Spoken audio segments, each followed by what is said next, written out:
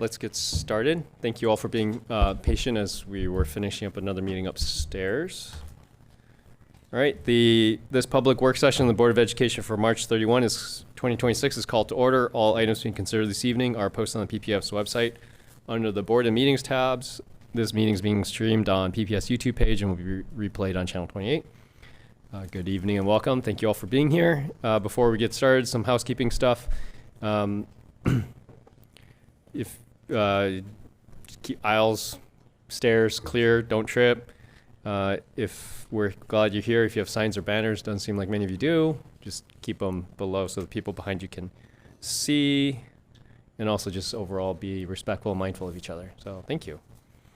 All right, today we have, after the consent agenda, we'll be voting on a memorandum of understanding with the Portland Association of Teachers and the SEIU, Service Employees International Union, to approve furlough days.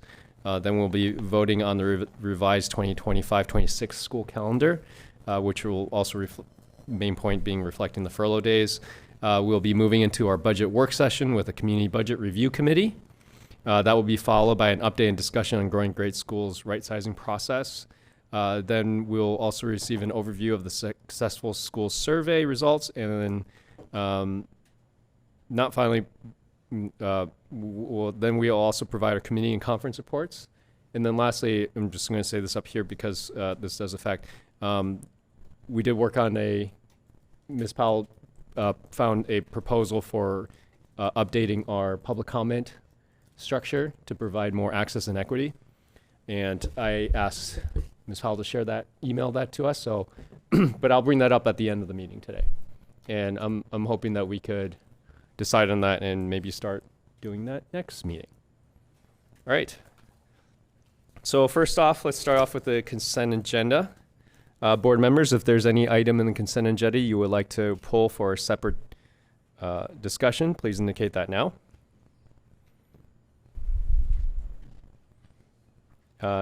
Ms. Brashaw, are there any changes to the consent agenda? No. All right. Well, let's put it on the table. Do I have a motion and a second to adopt the consent agenda? So moved. Second. Director Sullivan moves. Vice Chair DePass seconds the adoption of the consent agenda. Any board discussion?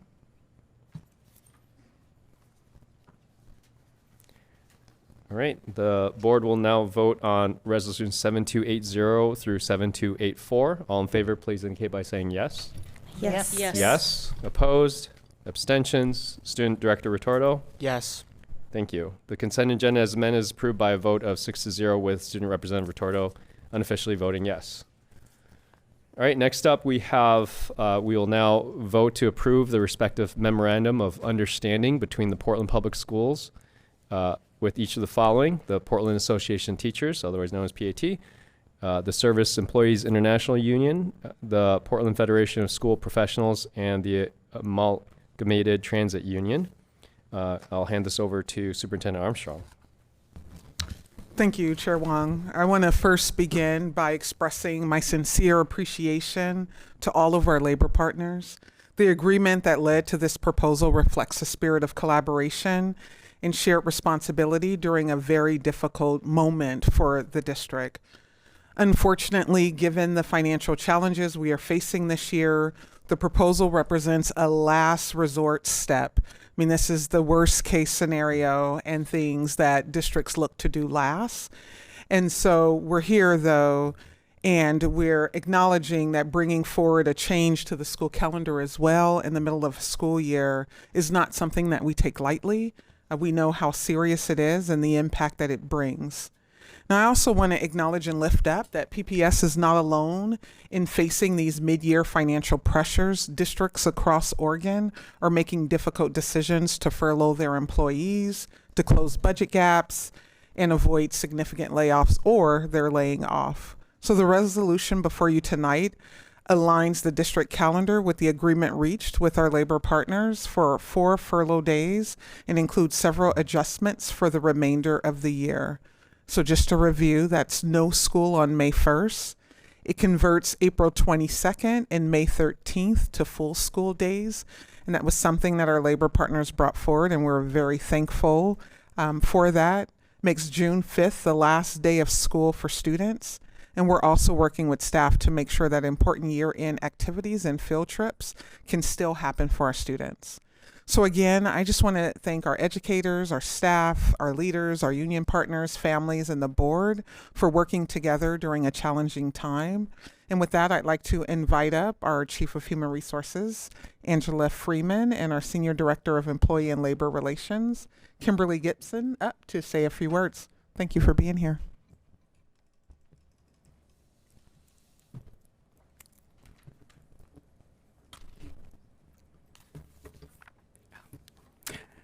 Good evening. It's a pleasure to be here, and I'm not sure that I can say anything more than Dr. Armstrong has already shared with you. This experience has been very challenging, and I want to just lift the appreciation for all of our union partners as well, for coming into this as partners and collaborating and realizing the immense, unique situation that we have right now.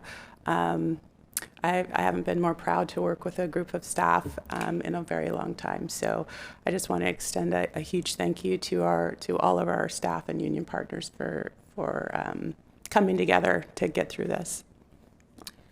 Yes, hi, thank you. Hello. I'd just like to echo those comments and say that this has really been a great experience working with our partners, coming together for to collectively solve a problem together and address it together. And I will say, as Dr. Armstrong said, that we are working with our partners to resolve some of the issues that we know that were raised as a result of these furlough days and adjusting the school calendar. And so I think we're all committed to working together to continue to partner to make sure that we are addressing those issues collectively with the least amount of impact to the folks who we are most here to serve, which are students. All right, before we start discussion, let's get this on the table first. Do I have a motion and a second to adopt Resolution 7285, Memorandum of Understanding between Portland Association of Teachers and School District Number 1J, Multnomah County, Oregon? So moved. Thank you. Director Chase Miller moves and Director Sullivan seconds. We'll go do our usual format of moving down the line. Yes, yes, sorry, thank you. Do we have any, Ms. Bradshaw, do we have public comment? Not on this resolution. No, on this resolution, okay. All right, I think last time we left off at Director Engelsman, so that means Vice Chair DePass starts us off. Yeah, I just want to give appreciation to the union or labor partners and staff for having to work through this very large systems problem.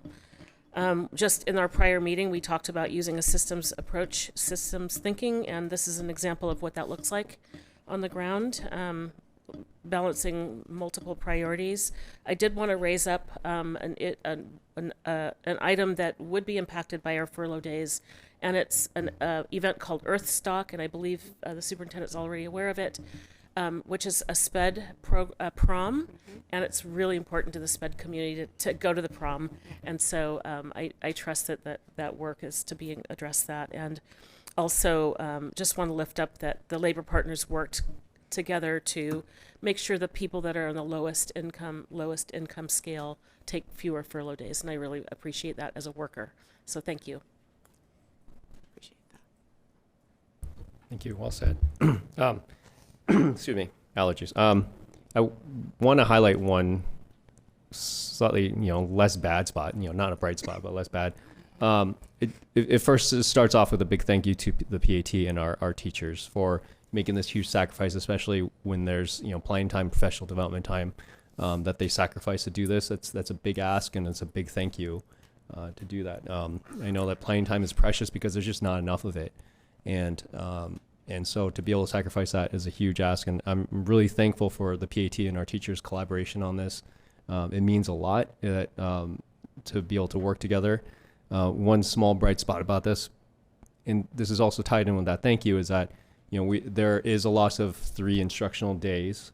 However, this is the big thank you, 2 of our normal early release days for our K through 8 grades are being extended into full days. So we're adding technically 2 half days back of instruction time for our K through 8 grades, which brings, in terms of if you add the total number of hours, equivalent to maybe just 2 days of lost instruction time.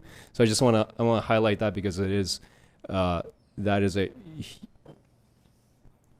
want to say just a big gift from our teachers for our families that are really impacted by this. And I want to make sure that we bring that to the forefront about the sacrifice and playing time and professional development time that they've given to make this possible, to reduce the impact on our students. So thank you. I also just want to echo gratitude and appreciation for our labor partners, for our educators, for our staff. Y'all, PPS staff collectively are carrying the cost of this, and that is not fair. And I am so sorry that we're in a situation where we have to ask that of all of you. I want to recognize our educators. I know the impact that this has on your families, and I appreciate the sacrifice from a profession who has made these types of sacrifices for us before.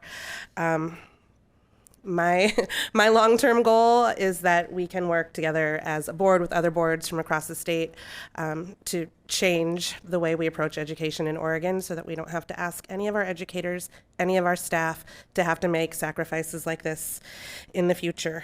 I'm also really grateful to staff for being willing to do what it takes to make sure that our kids are getting the end-of-year experiences that they deserve, and that is not another sacrifice in this process. And finally, I want to say to fellow parents out there, LFG, let's go. Let's come together and organize and work collectively to change the way that our state prioritizes, values, and funds education. This is untenable and so hard, and our kids deserve better, and our teachers deserve better, and our staff deserve better. Thank you. I really appreciated starting this off by saying that this is a last resort. I think that was very good, because I think that's how it should be. This should be a last resort. And I'm glad that I've already heard from our finance team. Hopefully we'll hear more tonight about what we're going to do to make sure this doesn't happen again. That we're not in this same situation, because we can't be. We can't find ourselves in this situation. But I really appreciated, Director Chase Miller, your comments about the state, because you guys know how I feel about the state government. But I'll tell you guys again, this is a system 36 years in the making. 36 years ago, when Measure 5 passed, school leaders said this is going to be a disaster. 10 years later, they said this is a disaster, and now here we are 36 years later. And we're constantly left picking up the pieces. It's been so many years of cuts. Our reserve funds are basically gone. To the point where we said we're not going below this last amount that we have left. So effectively, we don't have basically any cushion to fall back on. So we are. It seems like we are going to continue to be incredibly vulnerable to shifts, and rapid economic changes like this. Which is very worrying, and which is why we need action from the state government desperately. So that's what I've got to say. Sorry, I was just doing some math over here. So first of all, I want to say how grateful I am to our labor partners for everything they brought to the table during this negotiation, and to our staff as well. I heard only positive feedback. That said, I am very conflicted and sent some questions to staff late this afternoon, and I apologize for sending them late. But in terms of the financials, so it looks like right now we have $41.2 million in reserves, and the furlough days are covering about $12 million of the $22 million gaps. That's correct. Was any consideration as we move through this process given to pulling that $12 million from reserves and finishing out the year as is?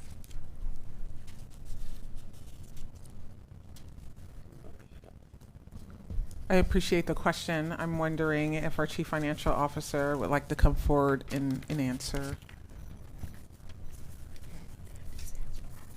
Did you want her to restate, or did you catch it? I think I caught it. Okay. Thank you for your question And thank earlier you for your today, response too. today, Michelle. Oh, you bet. So we have been charged with maintaining that 5% fund balance target. And really, that is the minimum that Portland has had over many, many years.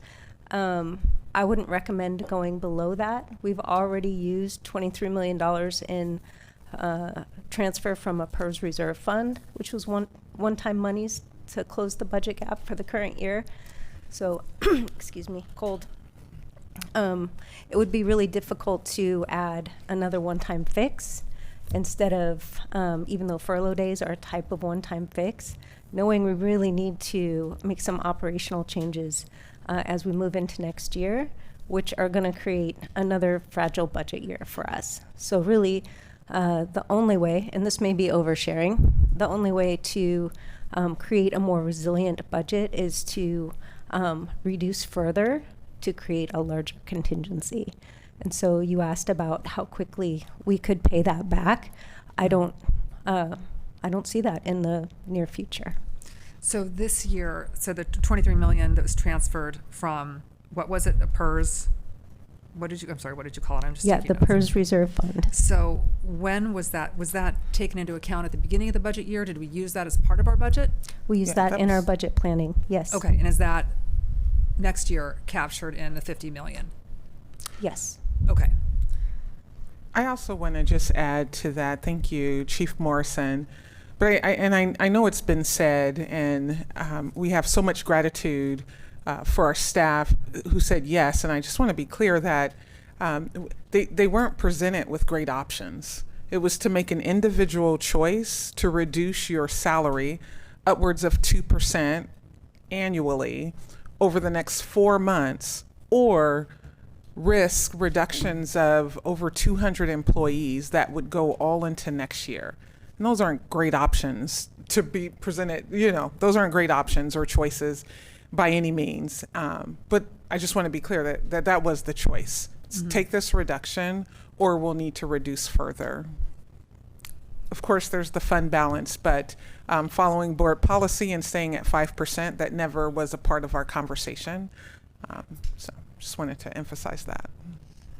So if we were to use 12 million, that would bring us down to 29 million in our reserves, and you recommend strongly against that. I do. Can you tell me why? Because in my mind, I feel like this is what our reserves are for. What happens if we go to 29? Well, I think we can safely say that our credit rating will dip even further, which is a cost on our capital project side. In the past, there has been mid-year shortfalls at the state level, and I feel like we narrowly escaped that last year, given some of the federal program changes. So that would reduce even further our ability to be resilient in that moment. That is less than one period of payroll for PPS, and so I would just highly caution against going below 5%.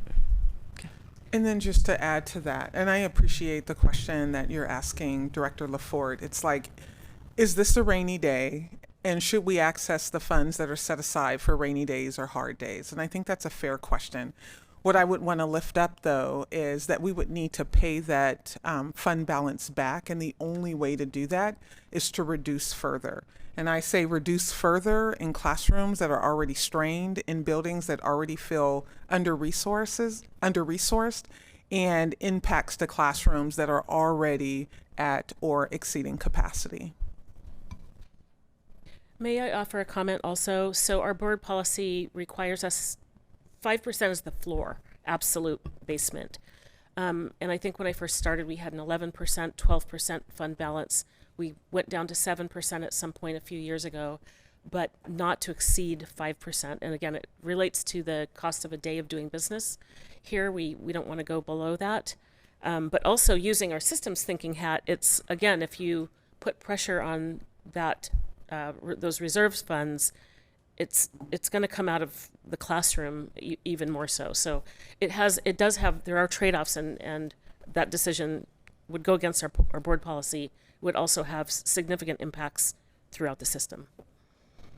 Okay. Also, I want to add one more thing. I think in previous years, I mean, we had part of the reason we were able to avoid things like emergent things, last resort things like furloughs, is because we had a fund reserve, and it was 14% at one point, and then it dropped to 11, and then 7, and then now 5. And every year, both, I believe, correct me if I'm wrong, but I believe the CBRC was one of the people who warned us about dropping our reserves this low. And every auditor, every external auditor also said this was a very dangerous practice when we were even at 7 and 8%. So we've been, this has been a warning from many external groups over and over every year when it was above 5%. And so, I mean, I can pull up a lot of these meetings because they cite a lot of great points about why this is dangerous. So I think that would be a valuable resource if you want it.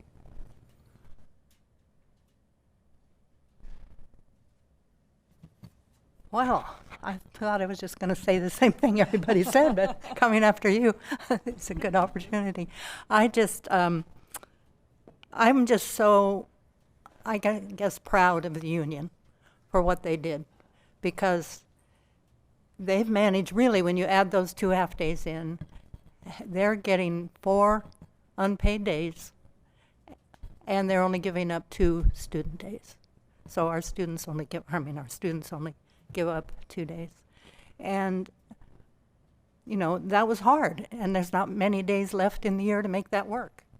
And they did. And it really makes me just proud of the district, proud of the people who worked with the union, proud of the union to do it. And I think, Director DePass said that the PAT worked hard so that the people who made less money took fewer days off. And it just, well, I guess it almost makes me cry. So anyway, I'm just so pleased. And so thank you so much.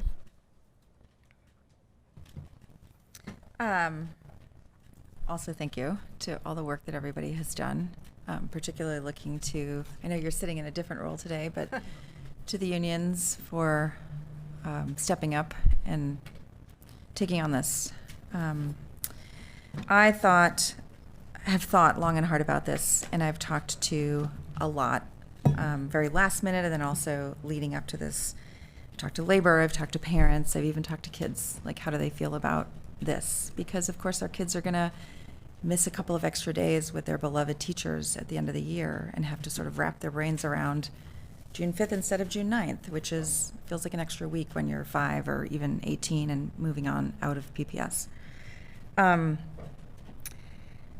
In my process to get here, I vowed to always put kids first in my decision making, even when it stands in opposition to what someone else wants. If it is what is in the best interest of our kids, then that is how I'm going to vote. And so that is sort of the lens that I brought to this thought process and this conversation and this even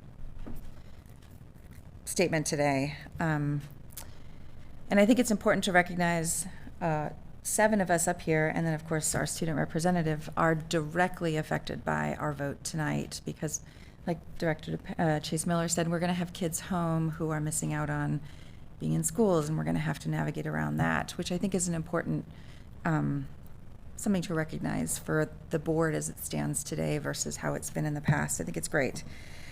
I've also wondered, should we tap the reserves?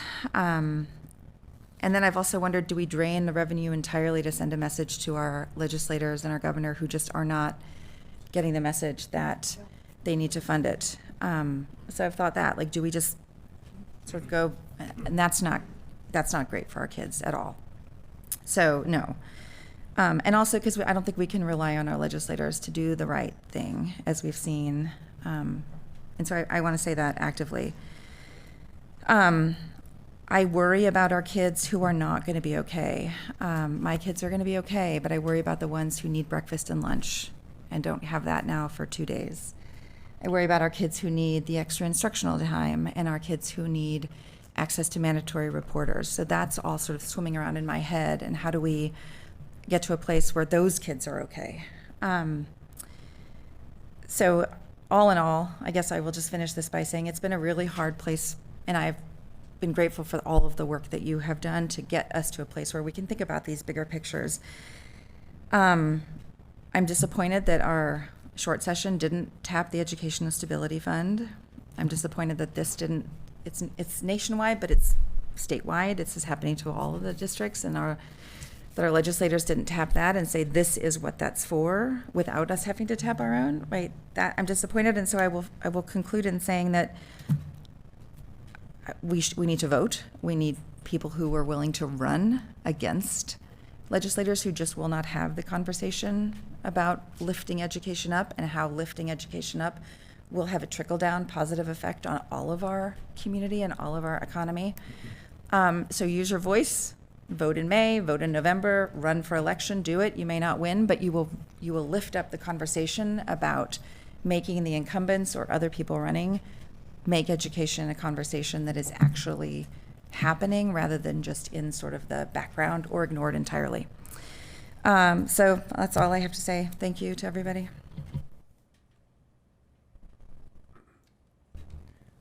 We're going to move to a vote, but I just want to check to make sure that everyone doesn't want to just have a second opportunity to say something. I have one more thing. I just wanted Commissioner to, Ford? oh, sorry, I'll wait till I'm called on. Go for I it. just wanted to say, for all the talk about how we need more funding from the state, which we do, I just want to say that we recognize that at the end of the day, like, we have the money we have, and it is on us moving forward. It is now, but especially moving forward. We cannot go over budget next year. We're responsible for working with the money that we have. We cannot be in this situation next year. I still, in this moment, don't know how I'm going to vote, but I can tell you if this happens next year, I will vote no. And to doing this again, we cannot shorten the school year. Our kids need their full year. We're talking a lot about the grown-ups in the room and not as much about our students who are going to miss, multiple days of learning because of what happened. So I'm just saying, as a board, this is us. And we need to, in terms of accountability, we have to be checking in on the budget every month, asking hard questions. I know we're making changes so that we're getting those reports every month, but I just find the whole thing just devastating and nauseating, and don't want to be here again next year. So. All right, thank you. All right, with that, the board will now vote on Resolution 7285, Memorandum of Understanding between Portland Association of Teachers and School District Number 1J, Multnomah County, Oregon. All in favor, please indicate by saying yes. Yes. Yes. Yes. Opposed? Abstentions? Student Representative Retorto? Yes.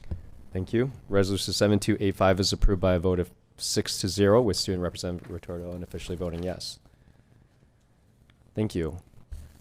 Next up, we have the MOU with SEIU. So let's put this on the table first. Do I have a motion and a second to adopt Resolution 7287, Memorandum of Understanding between Service Employees International Union and School District Number 1J, Multnomah County, Oregon? So moved. Second. Director Chase Miller moves and Director DePass seconds. Ms. Bradshaw, is there any public comment? Not on this one. Not on this one. Thank you. Any board discussion? Just before we vote, I just want to make one comment. I want to thank again the PAT for taking the brunt of a lot of the furlough days so that the people in SEIU don't have to take as many furlough days. And that was very awesome. So thank you. All right, we'll now vote on Resolution 7287, Memorandum of Understanding between the Service Employee International Union and School District Number 1J, Multnomah County, Oregon. All in favor, please indicate by saying yes. Yes. Yes. Yes. All opposed? Abstentions? Student Representative Retorto? Yes. Thank you. Resolution 7287 is approved by a vote of 6-0, with Student Representative Retorto voting yes. And again, also want to thank all our SEIU members for your collaboration and helping take, I mean, this is a big ask, and you're sacrificing a lot. So thank you all for your work and your willingness to be part of this and help, even though it is a lot to ask. So thank you. Next up, we have the PFSP MOU. Do I have a motion and second to adopt Resolution 7288, Memorandum of Understanding between the Portland Federation of School Professionals and School District Number 1J, Multnomah County, Oregon? I'll move. Second. Did I hear Director Engelsman moved and Director DePass seconds? Is there a public comment on this one, Ms. Brashaw? No. Board discussion? I also want to thank our PFSP members as well, and ditto. This is a huge sacrifice for everybody, and thank you for your collaboration. Really appreciate it.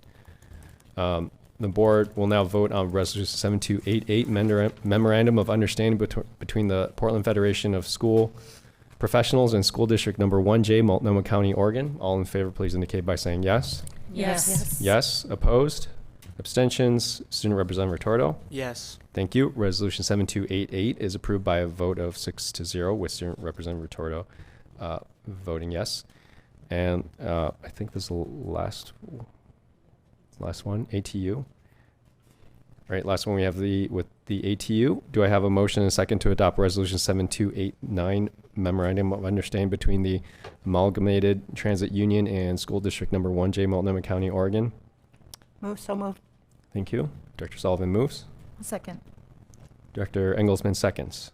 Is there public comment on this one? No. Any board discussion? Director Sullivan. I'd just like to, we haven't said so much about the other unions, but everything I said before, I say again, and I think we all say again. So thank you so much. And I'm sure I know nobody wants shorter days, but I'm sure the parents and teachers actually, parents and students, thank you as well, because they would have had to lose teachers otherwise. And it's just so important that everybody work together on this. So thank you. Thank you for saying that. Can I just say something? Yes. I realize, and one of the things I didn't say, I think it's important to recognize that if these didn't happen, thanks to the work that was done, that there'd be immediate changes in our classroom that would really affect teachers, but also really affect students, with teachers potentially losing jobs, classrooms being put together at the very last end, which would be disruptive to students. So I think it's really important to recognize that there were immediate consequences that our kids were, and our parents and our students, but our kids were going to feel, within the next couple of weeks, that I don't think have been touched on, but need to just be recognized, and won't be, thanks to the work that was done. Yes, thank you for saying that. I appreciate that. I also just want to lift up that I don't think there's any situation where we would remove teachers from classrooms. I think many of the investments that we've made for instructional coaches and interventionists and other instructional positions that aren't necessarily in the classroom with kiddos were most at risk, because that's least disruptive to the individual student. So I had to put that out there, because that would be, I can't even describe what that would be, and I don't want people to believe that could be something in the future. We would always try, first and foremost, always to protect the classroom by any means necessary. Yeah. Right. Thank you. The board will now vote on Resolution 7289, Memorandum of Understanding between the Amalgamated Transit Union. All in favor, please indicate by saying yes. Yes. Yes. All opposed? Abstentions? Student Representative Retorto? Yes. Thank you. Resolution 7289 is approved by a vote of 6-0 with Student Representative Retorto voting yes. I also want to thank you to Directors Gibson and Freeman, Dr. Freeman, for your hard work. I hear a lot of feedback about how you two have created such a much more collaborative culture and working with our unions and things like that. And I think none of this would have been possible if it weren't for both your hard work. So thank you both deeply with the work that you've done on this. My pleasure. Thank you.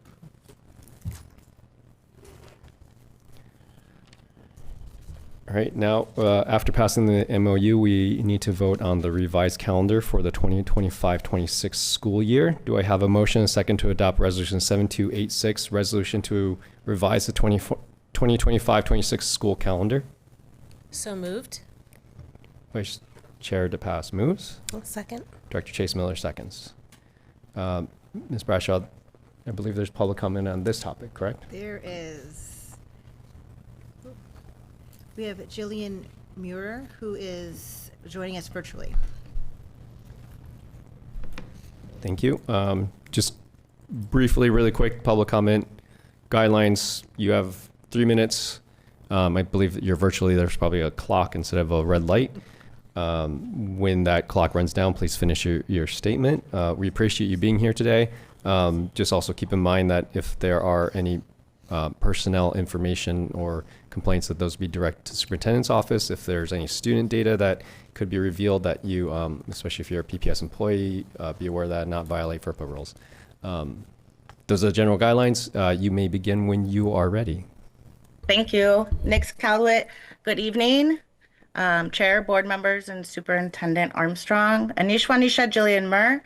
I'm Walulapam from the Confederate Tribes of Umatilla and Fort Peck. I'm a PPS administrator, currently serving as assistant director for funded programs. I'm a parent of 3 students in the district and the sole provider for my family. I want to start by saying thank you to all of our union and non-represented colleagues for their hard work all of the time, not just during these hard times, and for all of the sacrifices. I also want to say that I understand very clearly the situation that we're in, and I know that hard decisions have and are continuing to be made. That being said, there are many issues I could raise tonight, but I'm choosing to focus on one because it's most directly going to impact me and many others who are being unassigned and laid off. And the current approach to furlough days is inequitable. It reflects a broader pattern of how impact is being distributed across the system. While spreading the pay reduction across March through July is better than concentrating them in a single paycheck, I'd like to be clear, it does not make it equitable. It still places the greatest financial burden on those who are losing their jobs. At the exact moment when financial stability matters most, this is not limited to administrators. It impacts PAT staff, PFSP colleagues, SIEU, ATU, and many others across the district who are being unassigned and facing uncertain employment. Across roles, across departments, the pattern holds. And at the same time, we know that certain employees who are exiting, those who submit retirement paperwork by April 3rd, are being offered a pathway to be exempt from furlough days. Regardless of the reason for that policy, the outcome is clear. Some employees who are leaving are protected from the financial impact, others are not, and that's not equitable. So I have to ask, do you think it's equitable? Is it fair? And when you look more broadly at how these decisions are being applied, another pattern becomes clear. Those with the least stability are absorbing the most impact, and those in the highest levels of leadership who earn significantly more and are not facing job loss are not proportionately sharing in that burden. In a district that consistently centers an equity lens in its decision making, this calls into question how equity is actually being applied in practice. It feels like a pattern, one where the most vulnerable carry the greatest cost. There are solutions. Extend exemption options to employees, provide reimbursement for furlough-related pay loss, or implement delayed exemption process consistent with what is already being done. While I hear there may be a small solution forthcoming, I want to be very clear. Anything less than 0 furlough days for the staff who end up getting laid off is not equitable. If the district can reduce harm, it has the responsibility to do so fairly.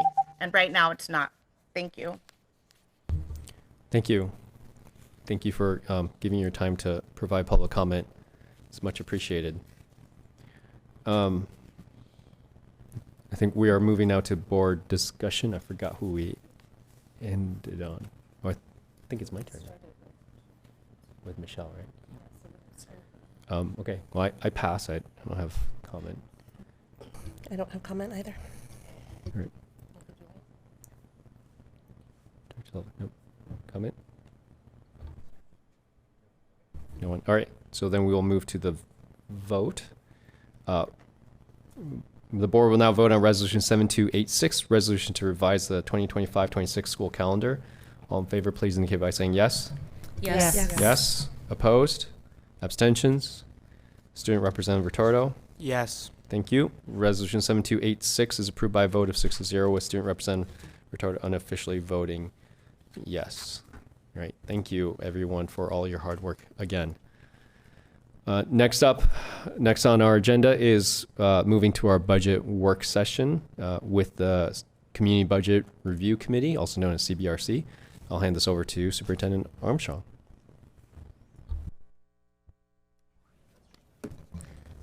Great, thank you. Sorry. That went a little faster than planned, but I am pleased tonight to continue our regular updates on the budget. We'll have the opportunity to get some initial feedback from the Community Budget Review Committee, and I'll pass this over to our Chief Financial Officer, Michelle Morrison. Thank you. Thank you, Dr. Armstrong, and thank you, directors, for your time and attention to this tonight. I know budget has been at the forefront of so many conversations since this budget was adopted, so really appreciate that. Kara, are you going to be able to get the slides up? I know you're multitasking over there. All right, so we do have an interactive session with the Community Budget Review Committee members. We have several here in person and also online, but it's kind of nested within a broader budget update. Oh, there it is. Thank you so much.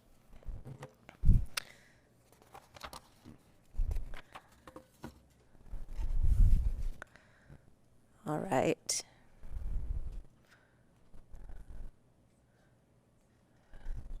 We have our intro slides. They should look really familiar. Love to see all of the facts about the district. Our agenda, you're going to receive a current year update. We've been doing a lot of work to rebalance the current year. Have a little bit more on our 26-27 outlook. We're going to have our interactive session with CBRC members. We're going to share with you a community engagement tool that we've been working on in order to raise awareness around proportionality of our budget changes. So we're excited to share that with you. We'll go ahead and get started. So our current year update, so our Q2 budget gap of $22.5 million has been closed by the following items. We have our mid-year controls for all discretionary spending. And so again, this is estimated at this time. I just want to be clear. We are a moving target as we go throughout the year, but this is our current state. We have, you heard tonight, our furlough days at various levels from different groups across all staff, totaling roughly $12 million. And I just want to put a little plug here that we also have lots of non-representative and administrative staff that took 5 furlough days as well. So gratitude to them and acknowledging their gift back to the district too.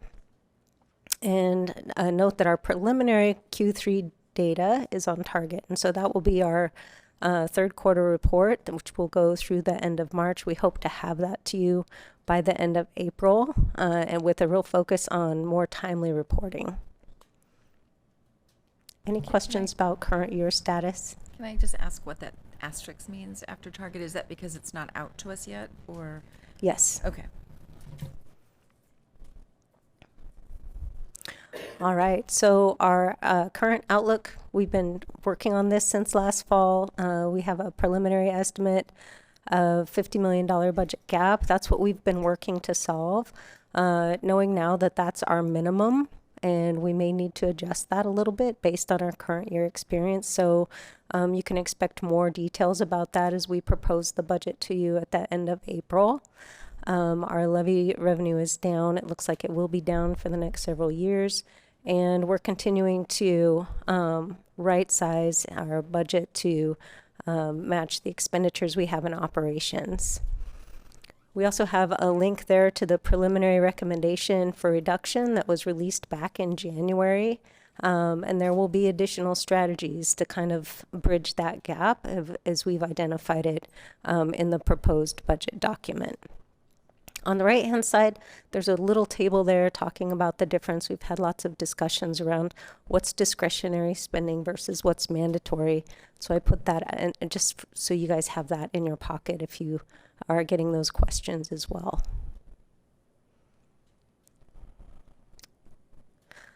All right, so we have our ongoing budget engagement. We've been talking, looking closer at what's happening today in front of us, but also very mindful of how that impacts the upcoming year.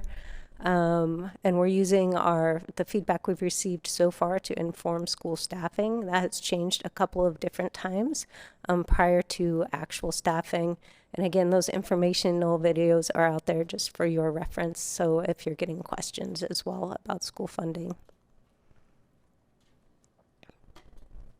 This slide is familiar to our roles in budget development. We have you all as directors and community representatives, the TSCC, and then of course our other members. We have our community budget review committee here tonight. So those are all of the inputs that go through the budget process, delivered to the superintendent, and then executed through cabinet and the district leadership. This isn't just to anchor us back. A couple months ago, we talked about the budget principles. These were prior year. They were brought forward. There was an incubation period, and then we moved forward with them without any changes. So I think it's important to acknowledge that these are still in place. Also for the Community Budget Review Committee to understand that these are something that the board is anchored in when they're making their decisions. Of course, we have our continuous improvement plan goals, really have our sights set on attendance, literacy, math, and 9th grade success. And just, again, making sure that everyone is acknowledging these are all the pillars that we're resting on. So the CBRC charter, and the mission of the CBRC is to review, evaluate, and make recommendations to the board regarding the proposed budget. So as soon as they receive the document, they receive the superintendent's budget message, they get together and work very hard to develop a report to share back with you. And they also are advisory and monitor the activities that are paid for by our local option levy. We expanded the CBRC membership to include more student voice this year and an additional adult member, which we think that just brings more voice to the conversation. So we are to the feedback session. The link at the top of this slide will take you to the Community Budget Review website. The members are all listed there. They have selected leadership for the year, which changes on a year-by-year basis. Adriel Person is co-chair with Karanja Cruz, and then Angela Bonilla has stepped up as vice chair of this group. And I would like to welcome them to the podium, if they are here. And the frame I have set up for them to give feedback, which is not strict, they may vary from this, is to share with you what they hope to see in the upcoming budget from their lens as a representative of the CBRC. Thank you. I think the chairs are online if they're willing. Yeah, maybe we'll go ahead and start online. So, Adriel? I didn't see Adriel. I did see Mr. Cruz. Yes. Mr. Cruz, would you like to offer your opinion to the board?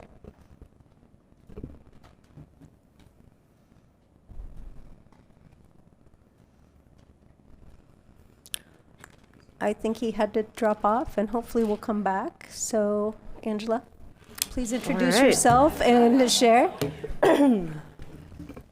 Hello, my name is Angela Bonilla. I am here not as an educator on the CBRC and speaking as an individual. looking for that prompt again. If you wouldn't mind. Oh, woohoo. Share it with you. Thank you. I would like to share what I hope to see in the upcoming budget from the lens of an educator and representative of the CBRC. I believe the previous CBRC members have provided many sound recommendations, and I would like to lift some of those up. One of the recommendations that was brought forth, I believe, last year was to discontinue the use of MAP assessments and adopt the free standards-aligned interim assessment model provided by the Oregon Department of Education. There are several contracts that we have in our district that feel like non-negotiables, and I think when we're at the point of workers losing salaries, that we have to start really thinking, are those non-negotiables or are there alternatives? I would love to see what it would look like to amend some of those contracts and look at free alternatives. Another question or recommendation from the CBRC is to evaluate the educational effectiveness of blended classrooms and how they impact student outcomes as we continue to do this work. I know that we should be getting some of that information soon, but as we continue to move towards blended classrooms, now going to 1, 2, and 4, 5, I want to make sure that as we, as Dr. Armstrong said, trying to limit the impacts on our classrooms, is this an effective way of reducing the budget? And if it's not supporting our students, what else can we look at? There was also there were also some questions around how we provide and protect, restore and protect the roles proven to impact attendance and engagement, such as social workers, counselors, and librarians, and looking at the school calendar to decrease the percentage of shortened weeks.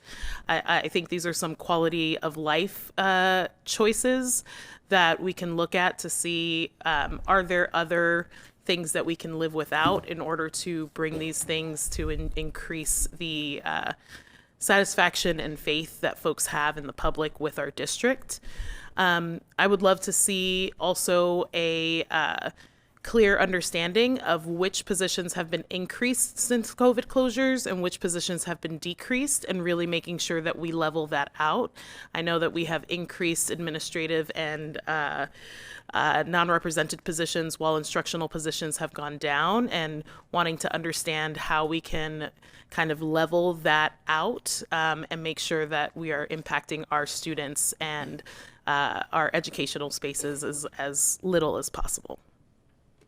I think that was 3 minutes. I think that was 3 minutes too. Thank you so much. Yeah. Let's jump back to the folks online. So we have Shannon. Do you want to introduce yourself and share with the board? Thank you. Dear Board of Directors, I would like to share what I hope to see in the upcoming budget from the lens of a CBRC member, as well as a parent and community member. Grateful to be part of this process and to be part of the recommendation that we're putting forward, hoping for increased clarity and transparency as part of this process, so that the communications that are being put forward continue to build trust in our community and ultimately driving engagement and the outcomes that we're looking to see as outlined earlier in terms of the budget process. So, thank you for having me. Thank you, Shannon. Can I just note, we do have a few people who look like they're part of the CBRC who have not accepted their invitation to be a panelist, so they're not able to speak. I just wanted to note that in case that they wanted to accept that and come and participate. I'll go ahead and send it again. Thank you. If you are online as a CBRC member, please accept the invitation as a panelist so we can introduce you and hear your thoughts. Jen, would you like to go ahead and jump on? Great, thank you so much. Yeah, I'll just echo what others have said, that we, as CBRC members, what we're really looking for, what I'm really looking for as a representative of the CBRC, is to have a guiding principle of transparency in the budget process. Echoing what Shannon said, I think it's really important that others like myself, other parents in the system, understand some of these really hard choices and the impact on students, and being able to translate some of these fairly complicated economic decisions into some pretty plain language guiding principles that you'll be using to make these cuts, I think is going to be really important. Thank you, Jen. Julia, are you available to come on? Hi, yes, I'm Julia Plowman, and I can echo what everyone else has said, and also just being a real advocate for students as we look at all these at the budget. Thank you. Laura, would you like to join? Yes, thank you. I'd like to share what I hope to see in the upcoming budget from the lens of a parent and community member. I'm deeply invested in what is best for children and families and the long-term well-being of our community. As a representative of the CBRC, I hope that we approach this work with an equity lens, and especially recognizing that not all children have had the same access to opportunities and supports. I'm hoping to see investments that ensure all students, especially those who have been historically been underserved, have access to the resources, the environments, and the supports that they need to learn and grow. Thank you. Thank you. I'm going to ask our in-person members to just go ahead and share their perspective. Thank you. Thank you, Board of Directors, for having us tonight. I'd like to share from the perspective of a parent some of the impact that the budget may be having on the students, in particular that one of the big levers that's being pulled in this budget is a lot of mixed age classrooms. So I'd love to understand a little more and hear what best practices are to support students and teachers who are transitioning into that challenging teaching environment, and if there's something that we can do centrally to support that change as it happens across lots of schools, how that could improve outcomes across the district. Dear Board of Directors, I would like to share what I hope to see in the upcoming from the lens of a student and representative of the CBRC. I just hope to hear about how the board can help increase how the student body knows about how the budget and how the process of the school system really works, because I know a lot of the students do not know how it works and how we can better improve that. Hello, directors. My name is Shane Corey. Thank you for the opportunity to come and speak to you tonight from the lens of a parent with a young child in elementary PPS and an upcoming elementary student and a member of the CBRC. I'd just like to emphasize a lot of what I think the board members said tonight, in that we need to focus on making a resilient budget, a systemically strong budget that, going forward, we can continue to have a successful, school district, and we can't continue to have the same situation that arose that was of so much discussion tonight, again, year after year. Unfortunately, that's going to take a lot of heavy sacrifices. My personal preference, I'd love to see that have as minimal disruption to the students themselves as possible, even if that does require cuts to other areas that may be disproportionate to the ones that would directly affect the students. At the same time, hopefully we can retain what keeps PPS so unique and so helpful and so great as much as possible. For example, like the dual language programs, things that are really unique to PPS that other school districts cannot offer. I hope we can maintain those as much as possible. Thank you. Thank you.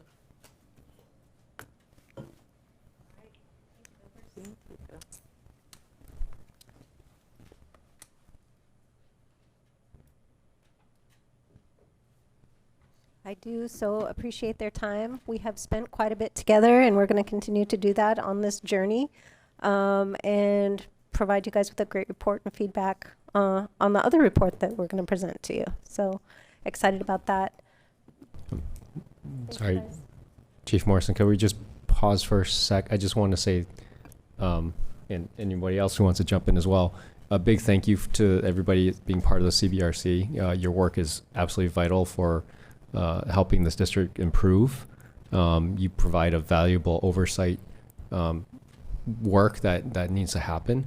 At the same time, this is also an open invitation to all of you. If there's any way we can uplift your voice, your work, whatever, this is an invitation. You can contact me directly. I would like to know more about how we can support the work that you're doing, and hear more about some of all your work about how to improve our district. So thank you again. Huge thank you from the, sincerest thank you for volunteering your time to do this hard work.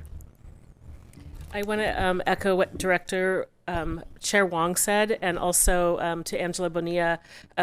Teacher Groom has served on this committee for a long time. She has big shoes to fill. And I know that the board has not taken some of the recommendations seriously, and I hope that changes this year because of it's a rich and valuable committee, and you have a lot to offer, and so I'm looking forward to working closer in tandem. Thank you.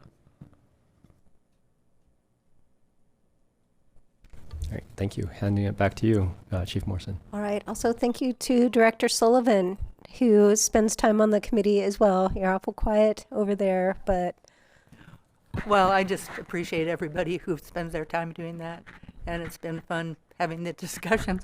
And last time, we can thank Angela for helping us through Robert's Rules of Order to get people elected. That was fun in itself to see how that worked. So just thank you, everybody. Appreciate it. And it's fun for me to be with the group. Thanks. All right. We're going to go ahead and continue on trying to move. I don't know, Kara.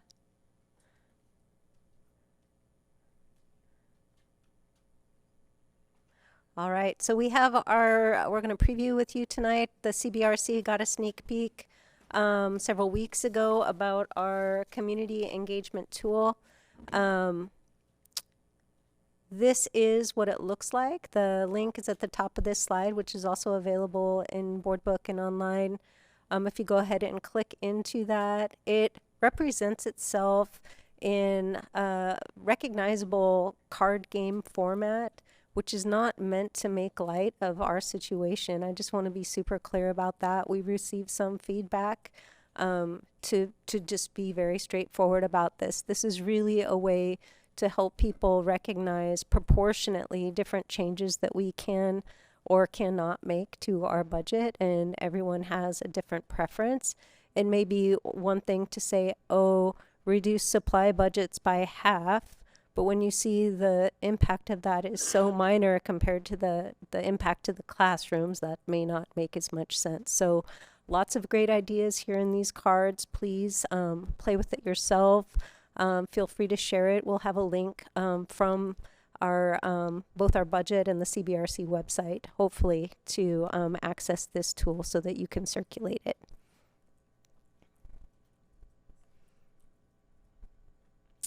All right, our budget calendar and activities, just going right down the line, you can see where we're at. We had our work session tonight with our CBRC members. Again, thank you so much to them for their time. We have some budget committee training coming up on the 14th, and then we will be proposing our budget on the 28th, where Dr. Armstrong will give her superintendent budget message. We'll have some time in the community at that point for you to hear feedback again on what we've proposed, and then we'll move forward towards approval and adoption and implementation in the upcoming year. All right, that is the end of my presentation tonight. I can take your questions. All right, let's go back to our usual practice. We'll start with Director Chase Miller. No questions. No questions? Mr. Representative Retorto? Yeah, so a few things going forward as we continue to talk about the budget this year. There's a few specific things that I would really like to see. So number one, and I greatly apologize if this stuff is already available and I just haven't seen it yet. But I've also heard some of this stuff from members of the public who would also like to see this. But I would like to see an org chart. And I would also like to see an org chart, if possible, if we have those for years prior, and see how that has changed over the long term. I like the broad organizational structure of just the central office, by the way, because there has been, I have heard some unverified claims that positions have shifted upwards in the district, that there are more senior level positions than there were, 10 years ago. I cannot verify those claims, but I think that would be an interesting thing for the board and for the public to see, if we can find that data. I would also love to see, if we can get some charts that break down, current staffing at the central office in both positions and dollars, where that money is going by department. And I apologize if this is a little bit too detailed, but just personally, I think there's a lot of I've heard a lot of requests for transparency from the public, especially in how the central office is run. So I think that would be another thing that I personally would like to see going into this budget cycle, if that is at all possible. And that's all I have for right now. I super appreciate that question. Just gonna put a big asterisk on it that there are lots of changes happening currently at the central office, so that information may be less available currently until we are able to fully make some transitions. So just know that that information will be available, but it may not be available in advance of the budget proposal. All right, Director LaForte. Dr. Sullivan? Can you show us how the game works from where you are? Because I don't quite. I can't, because all I have is a clicker. Okay. But if you go into the board presentation, that should be a live link for you that will take Okay. you right to it. So you just click on one of the cards, and Yep. then. And you'll see you can drag them around. Just drag and drop with your cursor. Okay. Yeah, I'm wondering if Chief Morrison, if anyone wants to Oh, good. pop online with you for a little bit, would you be available to show them how that works? Oh, yeah. Well, I'll see you tomorrow morning. I'll see you tomorrow. We'll play a game. we will demonstrate tomorrow morning. Okay. And for anyone else, it's a 5-minute, 3-minute online tutorial for Okay, thanks. demonstration. Thank you. Director Engelsman? If I should to pass? Yeah, I just wanted to note that when you look at org charts, it's really sensitive. It can be because it's people's lives. So just to be conscious of that. And I understand that, we have this interactive tool and I love it. It is gamifying the experience, but I think what the value is that we're able to see trade-offs. For instance, yeah, I just think it's important to be able, and the link, by the way, is not working in the presentation here, but I'm sure I can get a tutorial from you. But yeah, I'm happy to see the tool, because for everything that we propose and every wish that we have, there's also a systems impact somewhere else. So I like that we'll be able to play with this a little bit and see what those trade-offs actually look like. Oh, it's my turn. I'm sorry. I don't have much. It just, sorry, were you done? I just noticed there is a link in the presentation but I don't know that you can copy and paste it, but it's here. It works. Oh, it doesn't work for me. It's me. Thank you. I guess I don't know, just a comment, maybe / question, totally unclear. Is just thank you for the questions and the comments from our CBRC members. I am curious about, because it seems like a reoccurring thing about transparency. I think it's very important, but I also think that term also evolves over time as you delve into work, what transparency looks like. And I would love to have that conversation as time progresses and the work on the CBRC progresses. What are the needs that are being met, and what are the needs that are still a struggle? And I think that would be something that I would love to hear from you all about. Thank you. But that's all I have to say. I think do I hand this back to Superintendent Armstrong?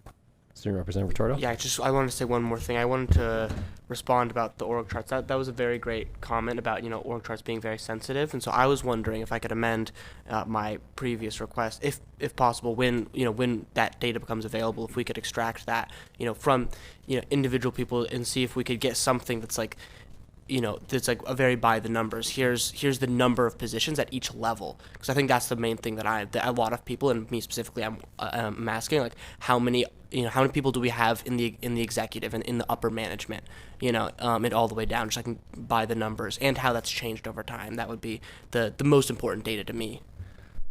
Absolutely. I know that we have what we call a budget one pager, even though it's not one page.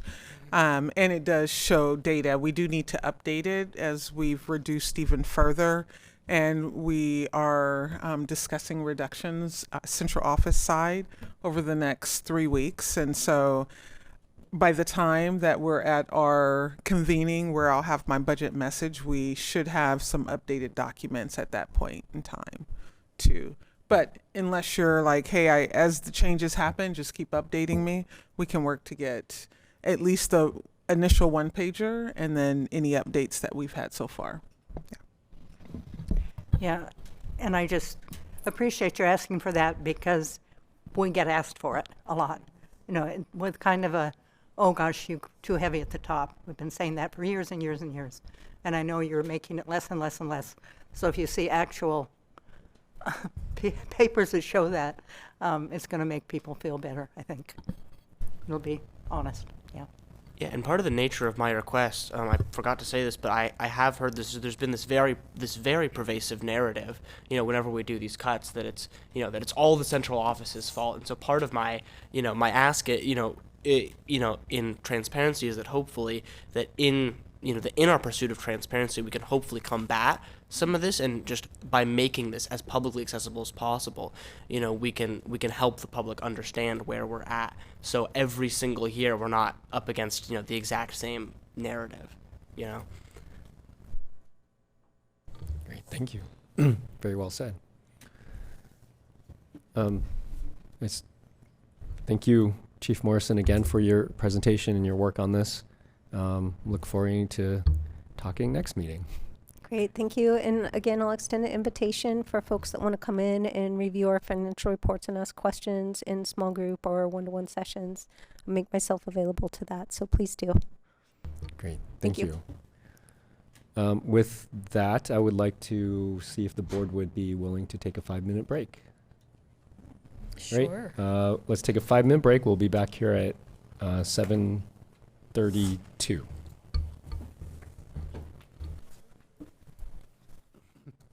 All right, let's get back started. Get started again. We are now moving into our Growing Great Schools conversation presentation to get an update on the Growing Great Schools right sizing process and also give feedback on the approach to the process as well. And I'll hand this over to Superintendent Armstrong. Absolutely. Good evening again. I think it's important to know and acknowledge the gravity of the decisions that are ahead of us when we talk about what it would mean to optimize our schools across our city and the impacts that will come about because of that work. And so we know that we're getting to the heart of the conversations around closures. And they're never easy, and they carry real consequences for our students, for our families, and for our staff. So I just want to recognize that. Now, we've committed to a transparent public deliberation. That means that our internal considerations will be shared openly.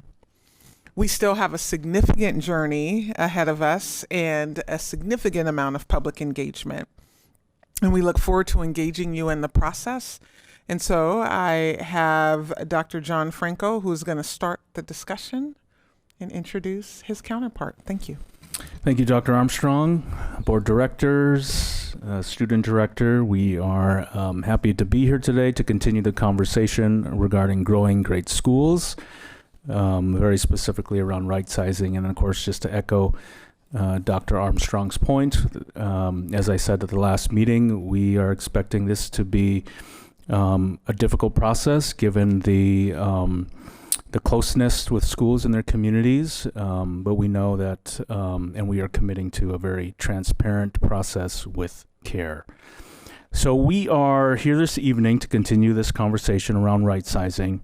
This evening, first of all, John Franco, Senior Chief of Operations. I always forget that part. And then Margaret Calvert, Assistant Superintendent of School Planning and Modernization. This evening, we will review enrollment trend data, as well as identify effective practices that we may incorporate into the right sizing effort. The practices that we will introduce are grounded in research, as well as through some examples that we will share from other urban districts.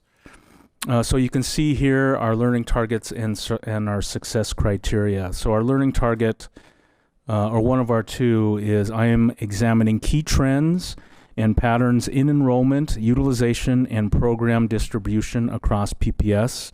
And the correlating success criteria is, the hope is after the end of this presentation is that you will be able to describe the multi-year enrollment trends and explain how program offerings and building capacity are currently distributed across the system.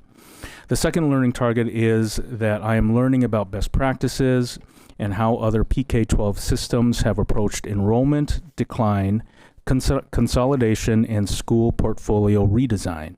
And the success criteria is that you will be able to identify key best practices and begin to consider what may or may not be applicable to PPS's right sizing effort. So this is, again, so just to give you some context, and we touched on this at the last presentation, I think the overarching question, right, is through this process is how do we continue to serve students well regardless of our size? We are expecting a decrease in enrollment of roughly 6,000 students over the next 10 years. So more specifically, it's about 5,830. And then the changes will move at different rates across the city and across the grade levels, which we'll show. So just to give you some examples, just a little bit more context from the previous slide. So just some sample numbers. In 25-26, 42,622 students is our enrollment. Projected in 2030-31 will be at 39,806. In 2035-36 will be at 36,792, just to give you an idea of the projected enrollment decline. We shared this information at the last board meeting, and again, want to share it again to show the general context of where we are across the district. Two topics did surface during the sunsetting of dual assignment at Jefferson. The importance of describing what the core academic programming was that we expect to be across all our neighborhood schools, as well as the description of the school sizes across grade bands. When we look across the district, how much variability in school sizes should we consider, ultimately, is the question. For example, we have 45 K-5 schools, and the median or middle enrollment is 269 students, with a range between the largest and smallest of roughly 400 students. What is a reasonable range for schools at a grade level, right? So I think that's a question we need to ask. Jefferson, for example, in Jefferson Rising, we considered a target range to be less than 350. We will look at these and other grade levels as well, and thinking about this in terms of target range between the highest and the lowest. So we also highlighted that the enrollment changes are moving through the system are experienced differently based on location as well as grade level. So if you take a look at this chart, the enrollment decline is working its way through our system, with elementaries experiencing the steepest decline coming out of the pandemic. High schools have seen a slight increase recently, and the declines will be felt more so at the beginning of next year. Middle grade enrollment more closely mirrors high school enrollment, with recent enrollment holding fairly steady and declines in the coming years. And this next bar graph shows the number of schools by their configuration over time. You can see that starting in the year 2016-17 school year, we began to decrease the number of K-8s and establish middle school attendance areas. There has been sustained focus on returning to the middle grades programming, which has led to more 6-8s, fewer K-8s, and more K-5s. And then just by looking at this, you can ultimately discern that's why we have so many lower enrolled elementary schools. Next slide. Thank you. So on March 10th, we shared this overview of the right sizing process to review our academic programming, our enrollment and facility utilization to bring forth a recommendation to provide students with well-resourced, sustainable schools, regardless of where they live in the city. We also mentioned that we are not only looking at our past practices, but also at some other urban districts and how they have engaged with their communities regarding the challenges that we are facing of declining enrollment, of fiscal constraints, and of course, aging facilities. Today, we will look more closely at 4 resources to provide additional frames of reference. The goal will be to identify what specifically you would like to hear during the upcoming listening sessions, to provide some additional context and anything that you would like us to explore further from today's resources. And with that, I'll kick it over to Margaret. Good evening, Chair Wong, Vice Chair DePass, directors, and Student Director Retorto, and Superintendent Armstrong. We have shared some of these pieces a couple of times in trying to outline the process in a time frame. At the end of today, I will review the questions that we have asked you up to this point, what we heard, and then how we're moving forward. So that is coming.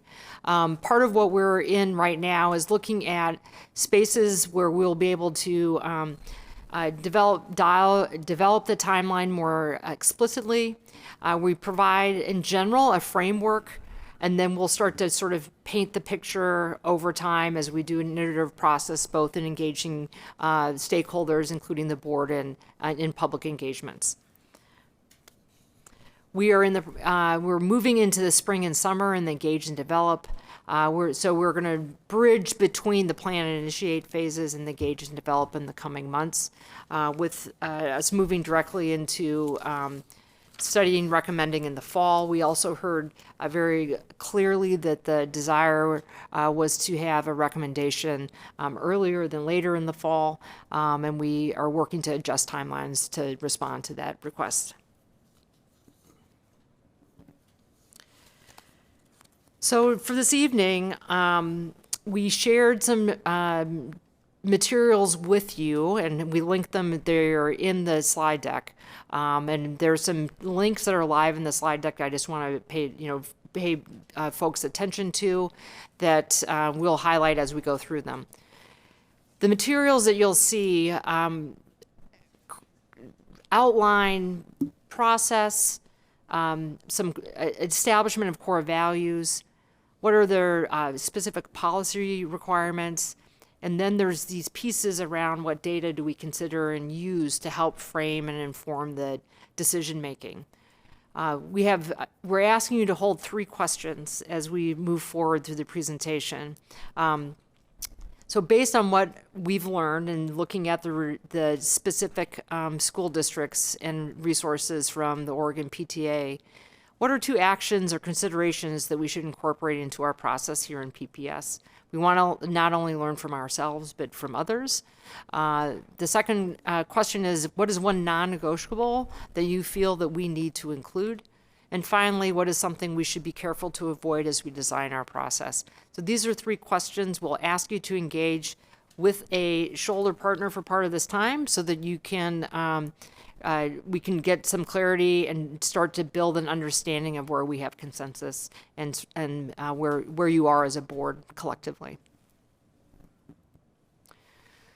So I'm going to go through the 4 resources, and then we'll distribute them for discussion amongst you. And I know I'll pause partway through to welcome Dr. Armstrong into the conversation as well.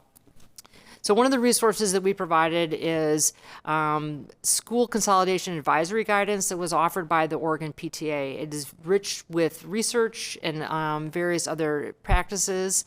Part of the things that we wanted to highlight on this particular piece was around the process timeline and community engagement were two parts that were very explicit and we would expect that from the Oregon PTA. So that's one piece that I want us to come back and talk about. The second place that we looked at was to San Antonio. And San Antonio has gone through a right-sizing process. There are a couple of areas. Their process is fairly similar. You'll look at, as you see across districts, the steps of the process are fairly similar. What does that look like? How do you develop the framework? How do you make decisions? When do the decisions happen? There are some subtle differences in here, and one of the pieces that I wanted to highlight and going to encourage you to draw attention to is that San Antonio identified an initial decision framework, went out with that framework, the public responded, they revised the framework, and then so there was an iterative process, and one part of the iterative process that they worked with was around the framework and the values. So again, kind of building a sketch initially and then filling in the details with the help of the community. There was a third place that we asked you to look, which was at Seattle Public Schools. One of the pieces that we see in Seattle, again, a very similar process overall that we will see. One of the things that surfaced that we wanted to lift was that they spent quite a bit of time talking about what well-resourced schools look like, what are the characteristics that you would see in a well-resourced school. So I'm going to pause here for a minute and see if Dr. Armstrong has something wants to add into. Yeah, and actually, I appreciate it. This is timely, and I appreciate Director Laforte's questions earlier. One of the things that we are hoping to be a part of this process is the strategic planning, vision, and mission. When you look through the examples of Seattle Public Schools, you'll see how they defined the North Star and what a well-resourced school would look like or could be. And so one of the things that we're hoping that you anchor in and that you center is what should be true across Portland Public Schools or across the communities that make up Portland Public Schools when we think of what our vision is. And for how long is that vision? Are we talking 2030, 2032, or 2035? We have an opportunity to do three things. Is to make sure that our strategy is not just on systems, but it's on students and that we keep them centered. That our strategy is ensuring equity in intentional ways, not accidental. And that we're turning the conversations on closures to reinvestments and not just a reduction. And we believe that when we anchor in all of the things that we believe to be true about our schools and the opportunity to engage all the communities in Portland Public Schools, it's a perfect opportunity for us to redesign, rewrite, and stand firm on what we believe to be true for mission, vision, and our next strategic direction. Thank you, Dr. Armstrong. Then the third school district that we look at as a peer district was Denver Public Schools. And part of what we wanted to surface here was the methodology that they outlined and applied, the criteria that they applied. So what you have and what is linked is like a small part of the work that they did, but it was an informational text that then became the driving force for the work that they did, that was something that people could refer back to. In all these spaces, you'll see school districts really trying to outline values or guiding principles, the 5 or 6 guiding principles in order to frame the work. Then they'll go into a process of defining how we're going to operationalize or make those into metrics that then we will use to make comparisons. And then finally, all the districts have been explicit about how do you incorporate equity and how equity shows up, and they define it slightly differently as they go through. So this is going to be something that we speak about how we are going to incorporate that, and we want to be very explicit about that today. So those are some of the pieces as we go in. I think that for Denver, for example, they start with 5 value statements, or they would be guiding principles. Then they frame that with equity guardrails, and then they were explicit about what data they were going to gather and use regularly. So very similar to some of the processes that we've done.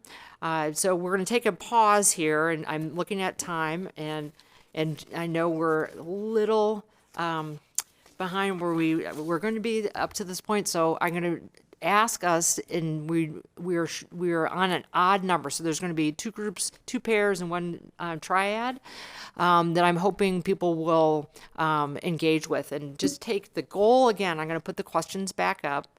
Is we're going to look at, you're going to select one of the we have 4 resources, but we only have 3 groups tonight, so we can choose to look at the 3 school districts, or we can look at, you can tell me what you want to look at, but we can look at 3 pieces. And from these 3 pieces with your partner, I want you to come to answer these very explicitly. What are 2 actions or considerations that you see that you would like us to consider and you think we should incorporate? What is 1 non-negotiable that is either in the materials or that you can agree to between the 2 of you that we need to make sure that we're using? And finally, is there something that we should be careful to avoid as we design the process?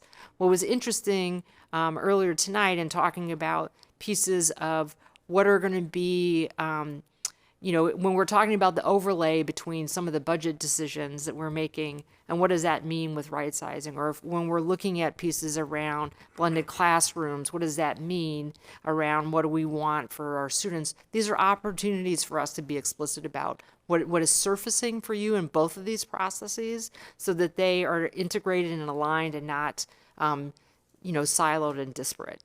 So I'm going to put 5 minutes up on my clock up here, and then we'll start with, and Director LaForte and Director Sullivan and Director Engelsman may be together, and then Director DePass and Chair Wong and Chase Miller and maybe Student Director Ian Retorto. So if you just tell me which of the 3 resources you would like to look at. You have 2 of them as PDFs. And the rest are available. They're clickable links in the presentation itself. So if I start over here to my left, Director Sullivan and LaForte, is there one group of materials in particular that you would like to look at? Could I just recommend? Yeah, sure. Maybe Michelle and Stephanie can be, because Michelle and I talk about all the time. Sure. Because we meet Yeah. all the time. Yes. Yep. So yes, so we're just rearranging groups that Director Bass and Engelsman are going to be together, and then the 3 is going to be Chair Wong, Director Chase Miller, and Student Representative. Yes, thank you. Just because Michelle and I have talked a lot about this. Okay, let's hear from other people. I appreciate that. Okay. Yeah. What would you guys like to look at? Denver. Okay.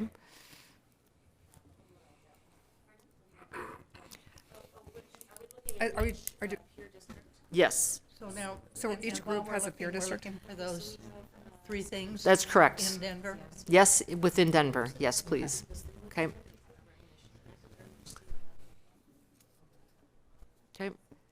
Oregon PTA? You want to do the Oregon PTA? Great. Okay. Okay. And Director DePass and Engelsman, did you land on Seattle or? Okay. Okay. Great. Okay, so again, at the end of this, we'll come back. We hope there's consensus amongst the 2 or 3 of you, and then we'll work our way through this body of questions, and we'll take about 5 minutes for you to.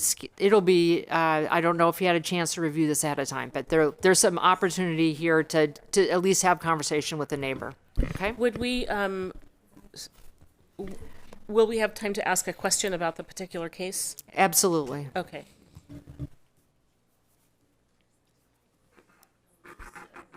Share this with you. I'm taking notes unless you'd like to write stuff down.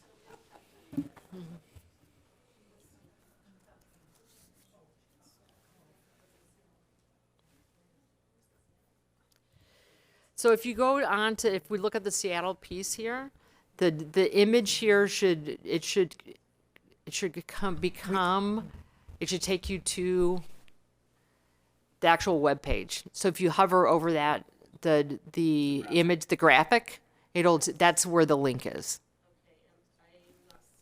Seattle, but that's in the, I believe it's. So it's on slide 13. Slide Okay. 13. Yes, Oh, okay. you hover over it there. Yeah. Hover down lower. I'm going to take you into another technological Maybe experience it's- later, so thanks for joining right now.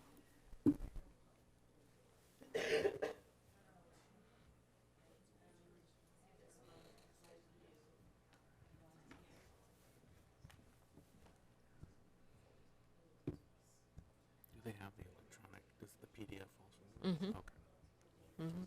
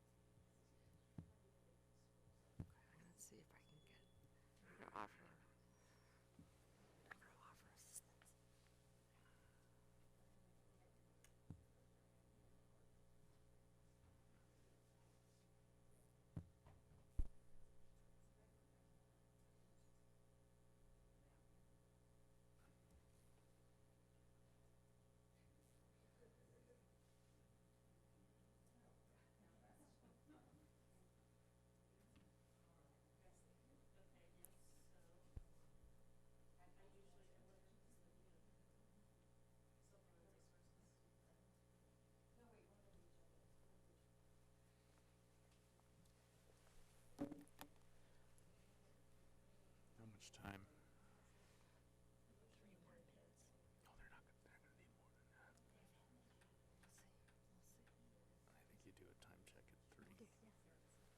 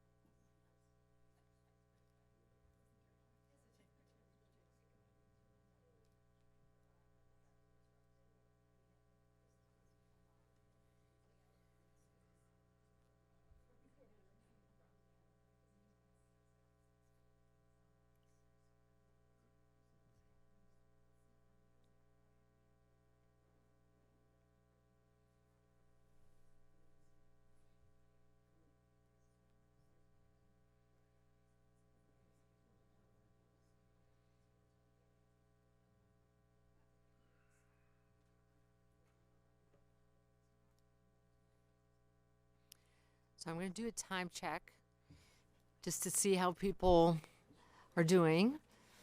And do you feel that you're at a space? Do you need 1 or 2 more minutes? Or are you not even close? 2 more minutes. Okay. I hear not even close and 2 more minutes. So, okay.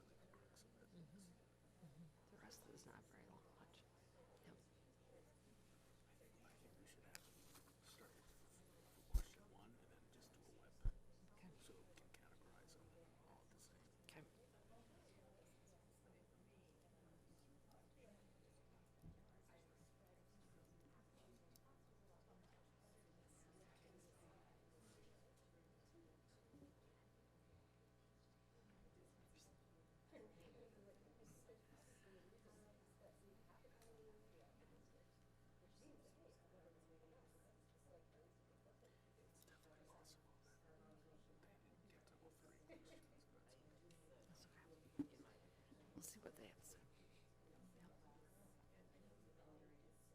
Okay.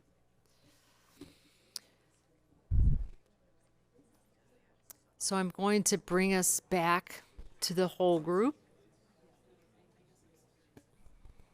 We'll come back in 5, 4, 3, 2, and 1.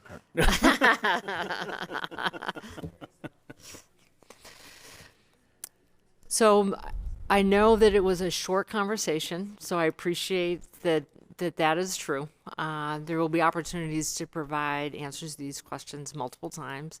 But to begin with, if we start, we'd like to just hear one question at a time. And we'll, as has happened with the board protocols, is to start and just do a whip around with on each of the questions, but to do one question at a time, please. Just before they begin, I think it would be helpful for the board to understand like what this will lead to, or Yes. what this informs, because that might impact their response. Yeah. Great, thank you for that question. So part of what we've gone through this arc with you with the hope of saying, what we heard from you is that you would like us to have something that when we go out to do a board listening sessions and to share and facilitate this with you, that there's something that we have something framed up for people to respond to. So part of what we're going to go through tonight is we have some policies and various pieces that are already things that we need to consider. Is there anything else that we need to incorporate, or is there some best practice that you want us to really say, hey, let's bring this out so that we can use it? So it'll inform upcoming listening sessions. It's going to inform how we frame the conversation moving forward. So that is, the upcoming listening sessions are going to be upon us pretty quickly, and so we want to get as much detail as we can from you so that we can be very explicit about what are the specific things that you want to make sure that we have information ready for the public to respond to. Okay, so it will help inform those next sessions. Okay, who would like to start? Who would Chair Maybe- Wong like us to start with? Maybe we'll go first. Okay. So they have time to finish up. Sounds great. Okay. Yeah. Do you want to share? All right, I'll share because I recorded, but I may have taken some liberties, and so hopefully I'm reflecting our shared ideas correctly. 2 actions that we should incorporate into our process based on the report from the Oregon PTA are setting clear goals about what well-resourced schools look like, and using those goals as a North Star or value statements to center all of our engagements, and decisions that clearly incorporate the community's goals, and where that's not possible, providing a clear explanation of why that's the case. Our non-negotiable is ensuring equitable access to high-quality educational experiences across the district. I like the way that Eddie framed this. It was, equality is the baseline. So, there are non-negotiables that all schools have, and then equity kind of layers on top and is responsive to the specific and particular needs of different communities. And something to avoid, this is where I got a little fancy, is adverse impacts to students from communities that have been historically underserved.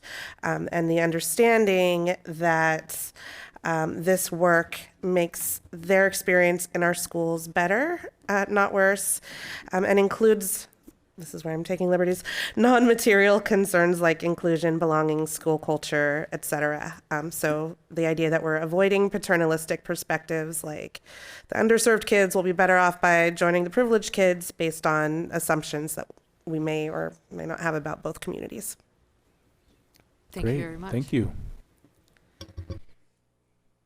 Okay, just add something to, because you took a little liberties. I just want to add one more thing is also Sure. to also put some weight to communities that have suffered a lot of change in the last decade or two, as the amount of changes around the district has not necessarily been equitably distributed. Thank you. Well, do you want to speak for us? We didn't really do the homework very well, but we had a good discussion. So I hope maybe we can both share something. We spent a whole bunch of time trying to find the link, so then we, I don't know that I can sum it up actually really well. Why don't you? Okay. You start. As I was looking at the presentation a few days ago, I came up with a couple of questions. So based on what we learned, 2 actions or considerations we should incorporate would be to take the time to develop a North Star. And I know this is work happening. I know that the engagements are coming up and that we will need time as a board to do that work. One of the things I'm particularly interested in is in kind of outcomes that will shifting us from just like looking at enrollment and building condition to really evaluating the long-term impacts, the social educational outcomes, because school closures do tend to impact lower income and communities of color, and they have in Portland. I have a personal experience with that, and so I'd like to look at building condition utilization rates, of course, current and potential, uses for the building, but also to be sure that we engage marginalized voices and that we evaluate social and educational outcomes, and so that outcomes are not predicted by zip code or income. I think I will add that one of the things that you brought up also, which I agreed with, was the idea of how far people are having to travel to get to their schools, and looking at that within the district. And then you mentioned being in a middle school that was just lines of cars and traffic, and how far are kids having to travel. And then I had mentioned that for me, and we sort of said this right as the clock 2-1 was coming down, for me it feels easier, not easy, but easier to put middle schoolers and high schoolers on a longer commute than our littles, K1, 2 especially, on bus rides after a long day of learning is just a lot. And because we have now the Division 22 in middle schools, at least having daily PE, making sure our elementary school kids are able to get the movement before and after school that their bodies just so desperately need in order to be aligned and, calm. So we talked about like making sure we're not making our littles travel too far to get to school.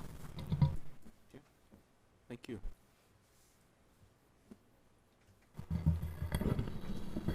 Well, we don't exactly have a list, but we've got ideas. Right, we've jotted a lot of things down. So we put down for non-negotiable, well, two things really. Well-resourced, I think everybody agrees with that, but also to have neighborhood schools so that kids can be close to their school and get there reasonably quickly. And then being careful to avoid, though, with that the neighborhood schools don't get treated differently because of their, whoever's going there or what the income level is, so that they goes with their other one as well-resourced as everybody else. So that was the main thing I think we came up with. Yeah, I think a couple things that I jotted down is I actually was cheating and looking at Seattle's first, and I liked their number 2 of defining a North Star of like what is a well-resourced school, like having like, is it X number of students with 1 school counselor or 2 school counselors and this many EAs? What does that school look like, and working towards that? Because I think if we want to, once we start engaging families, I know that when I was a young parent, because this is going to impact, well, it's going to impact everybody, but for some reason I just keep thinking of the younger parents when you're going through this for the first time, what's the end game? Like, what is my kid going to walk into every day? So I would like to know as a board member, like, what that is. So that's important. Neighborhood schools, travel distance is significant, and I know that transportation is one of our biggest expenses. So how we look at elementaries versus middle schools versus high schools, which you guys were touching on, there's a way that there's a budget impact there as well. So keeping an eye on that.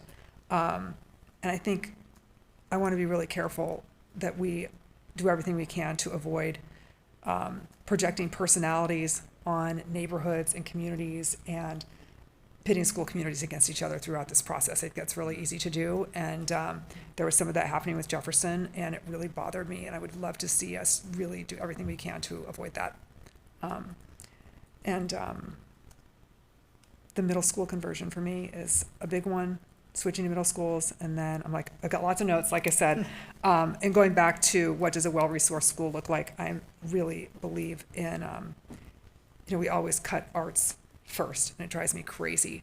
So when I think about middle school conversions and opportunities there, and what does a well-resourced school looks like, for me, that looks like band and choir and visual arts, and how can we make that a fundamental part of our curriculum, again, for everybody. Sorry, I kind of started yapping. Yes, she. And this. And I agree. So in part, this is very helpful, and so the goal will be to take some of this information, put it into a frame that will allow us to have something to take out to the public for them to respond to.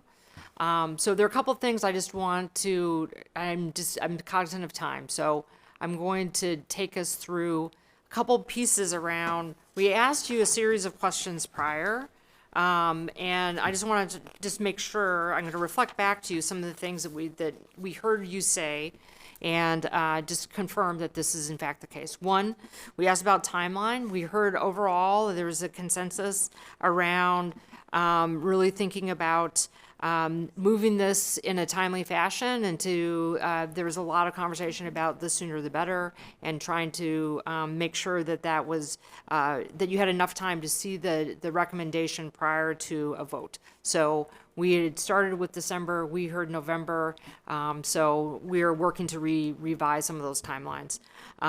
There's a question about the resolution. And the process for development.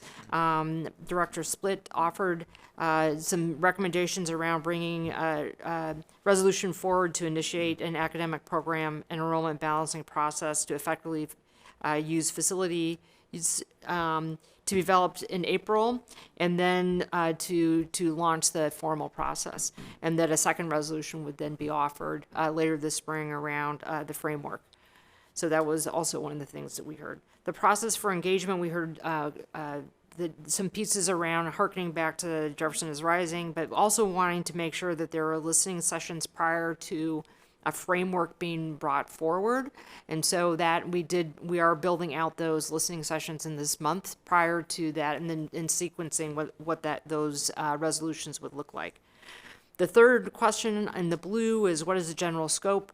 Again, there was quite a bit of consensus around the idea of looking at to look across the system and look at all schools and programs, and that the recommendation should include all of those under review. The yellow questions, there were a series around what are the guiding principles. We've heard repeatedly this piece around keeping equity at the forefront. As Chair Wong has said, who has been impacted recently? Are we impacting the same communities over and over again? To keep that in mind as we go through. We also heard use all levers available, and that would be something that we would consider, including things like program moves or grade level reconfigurations, as well as mergers, consolidations, or closures. I also want to just pause here for a moment and share that we started this conversation saying that these are going to be impacts that are felt not only by families but also by employees, and I want to be sensitive to that as we're looking broadly, that means the impact is also broad. And so I just want to be sensitive to how we talk about this and talk about what does this look like. So just keeping that at the forefront as we move forward. So those are some general pieces. We want to make sure that we come back and we want to share information with you over time. One of the things that we talked about is these are 6 factors that currently are in our policy around student assignment. These were similar, and they drove some of the conversation and helped us develop the key performance indicators that we use for the sunsetting of dual assignment. So one of the things that we will do in the process of getting some feedback is we can do things like this. So I'm going to encourage you to take out your cell phones if you have a moment. These are going to be anonymous responses, but we can gather feedback in a number of ways, and this is one way that we can do it. So you can access this on a QR code. And if you were to say which of these 6 factors are most important, you can go in, you can choose multiple of these, but you only want to pick 2. So which of these 2 are the ones, and if you go ahead and are able to select it, we're able to see the results in real time as we go through. So I love this interactive situation. If we can get it, I love this for public meetings too. It's really good. And I use it too. Do you? Yes. You can see it in real time. Yep, and to see how people are responding, so we can help frame some questions that we can get some interactions and some pieces back and forth that you can start to see how there are responses in real time. So this could be used in a number of ways. So you can start to see, here which of these factors we're seeing are more selected, which are less selected. We can go in and describe them in more detail, which is part of what we did with the pieces like the student demographics. We can define optimal use of facilities. We can define what that is, and this is similar to what happened in San Antonio. We can start to do an iterative process where you can see what this looks like in real time. So with this, if we were to say, okay, we have two pieces in here, right? That we would say one of the highest response is to compact boundaries, right? And so what does that mean? If we scroll down here, What does that impact on the other pieces? Like the limiting the impact boundary to the smallest number of students possible was not relatively ranked as high or as held. So all of these have trade-offs. The policy does not tell us which of these we should prioritize. That is what we're going to try to continue to develop clarity with you and to see how this plays out. So we're using these interactions to refine the questions that we'll take out and ask people. And I appreciate, thank you, Margaret Calvert, for putting this in the front and your message about what we'll take to the community for them to be able to interact on. And if there are some parts in the policy that you all are thinking this is a great opportunity to capture voice of community, to see what they would rank, we can certainly have that all be there. Or if you all as a collective want to make that decision, you can as well. I mean, We were allowed to pick 2, right? Yep. Okay. Yep. Oh, Has everybody But voted? There's 13 No, I haven't yet. responses, so That's what I was maybe curious. people online are taking part in We it too. may have some additional people activated, so, yep. We're looking at So you. in this, so if we were at the end of today, like, what is this piece around, excuse me, sorry. The compact boundaries seems to be consistent, the most consistent. Programs around stability, not only, of a group of schools as opposed to singular, all seems to be higher. Want to use facility as well. We've had quite a bit of conversation about that. And as we go through, what are the pieces? This feeder pattern, we've talked a lot about feeder pattern in the last little bit. Our student representatives had quite a bit to say at TLE, and I look forward to coming back out and engaging with our district student council as well. So again, this is the idea of like, where are we seeing consistency and pieces? We can come back and do this and refine questions with you and make sure that you guys are seeing where you're aligned as well, so that we can develop clarity, because I think that's ultimately, we want to be able to be clear, transparent, and responsive as we go through this process. are there other people in here? Because it says there's 13 people. I'm sure there are. Yes, there are. I want to thank those Where's the board? 5 people online that are watching and taking. So yes, I think that other people did as well. So we can circle back and ask the board members to do that as well exclusively. And not just, the 7+ student rep completing it, but I mean, is that what you all just want to take the top 2 or the top 3? I mean, this is your policy. And so I think we're really looking forward to you all being clear about your wishes within that policy on how we rank or prioritize that. So not just a collection of statements that could be in conflict with one another. And so that is something that we'll need to know from you as well. I think it's interesting because we have 13 respondents, but it's going to be very close to what it looks like with 100 responses. I'm guessing. That's just the probability that it's going to be kind of the same curve. So, but yeah, people are interested in it. The top 2. What Pretty didn't clear. come up at all yet is some of our dual language programs, which are not neighborhood. I mean, non-neighborhood stuff didn't come up at all. You go ahead. Yep. So I think part of like when we look at programs, enrollment stability in surrounding schools, so the programs, like, are they stable is part of what that looks like. So it's in the policy in that way. And so I think, again, the last question that we'll always ask is, what are we missing, right? So if there's a value that is very high, then we need to say, how are we going to incorporate that into decision making? So this was developed. It has trade-offs. There are some times where you say you want compact boundaries, but then you have small schools, so then you need a bigger school, which means you don't have less compact boundaries. So there are trade-offs inherent in here, but the goal is to say, here are the things, what we've heard from people and from the public, as well as from the board members, you as board members, is let's be consistent and transparent and try to show what it is that is informing the decision, okay, and the recommendation. So There are upcoming listening sessions that are here, so we'll use this type of interactive polling during in a variety of ways. So this is one way that we'll do that. We've heard that there's an interest in some surveying of families as well.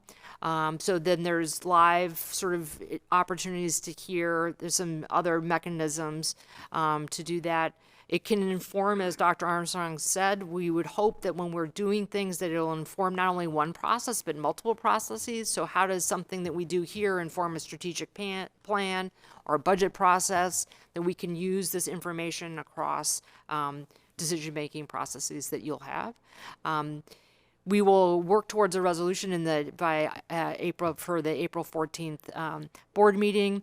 At that time, we're going to share some contextual maps for you so you can see a variety of pieces as we're looking at things like what is enrollment and facility usage, for example, on a map across the system. And where do we see, for example, various demographics of students living across the system, so you can see not only the numbers, but the visuals and where they are relative to each other. And then finally, we heard that there was some interest in understanding sort of where programs and focus programs, what does that look like, and understanding the impacts of those programs and a little bit more across the system. So we heard that as well, and we'll work to bring that forward in the coming weeks. Yeah, so just planning backwards. So we know that the survey will be live on April 11th for that first listening session. So I'm curious on, because I know we have a pretty quick turnaround, what date can we get a draft to the board, and then how many days will they have to review it to get it back to the team, so that we have something that is agreed upon. We just won't have a public meeting to be able to do that, but I think you all can give some individual feedback. It just will need to be a tight turnaround should you have any. So does that sound strained for you all to be able to turn around, see a draft document sometime, maybe even later this week, give some feedback, maybe sit with it over the weekend, give some feedback, so that we have the document they're going to interact with? Yeah, it sounds like a short, kind of a tight turnaround. We just have to commit to when we see it, as long as addressing we it know it's coming. as quickly as Okay. possible. I'd like to share. I just got a map shared with me today from 1803 that I would like to share. It does show where students live throughout Portland. Let's see. Yeah. So I'm hearing next steps. I'm just going to solidify this so that we have some to-dos to make sure that we get done in a timely fashion. So I think that there's I want to make sure I'm understanding that we will bring together some questions that we want to use during the listening session to elevate. And we'll share some of those, make sure that they are some of the things that you're thinking about. If there are things we're missing, we'll revise. We will do this, again, I see this as an iterative process. So we'll take this initial look at the listening sessions. There's a series of 3. And then if there are pieces or adaptations that we need, we'll follow up with that as well. But the initial piece is, what are the questions that you would like people to respond to during the listening sessions, is what I'm hearing. Is that correct? Perfect. And I think just giving a weekend an opportunity to just review, confirm these are good, no changes, or if you have some suggestions, so that we can have time to make some edits and then have it ready to go for the first community engagement session. I just have one very quick thing. A few of the items on the poll, I feel like need a little bit of explanation, especially to someone who's not in this. I was thinking, I was like, a few of these things, I would be like, what does this mean? You know? So definitely would just, like to make sure there's like an explanation accompanied. I appreciate that. Ian.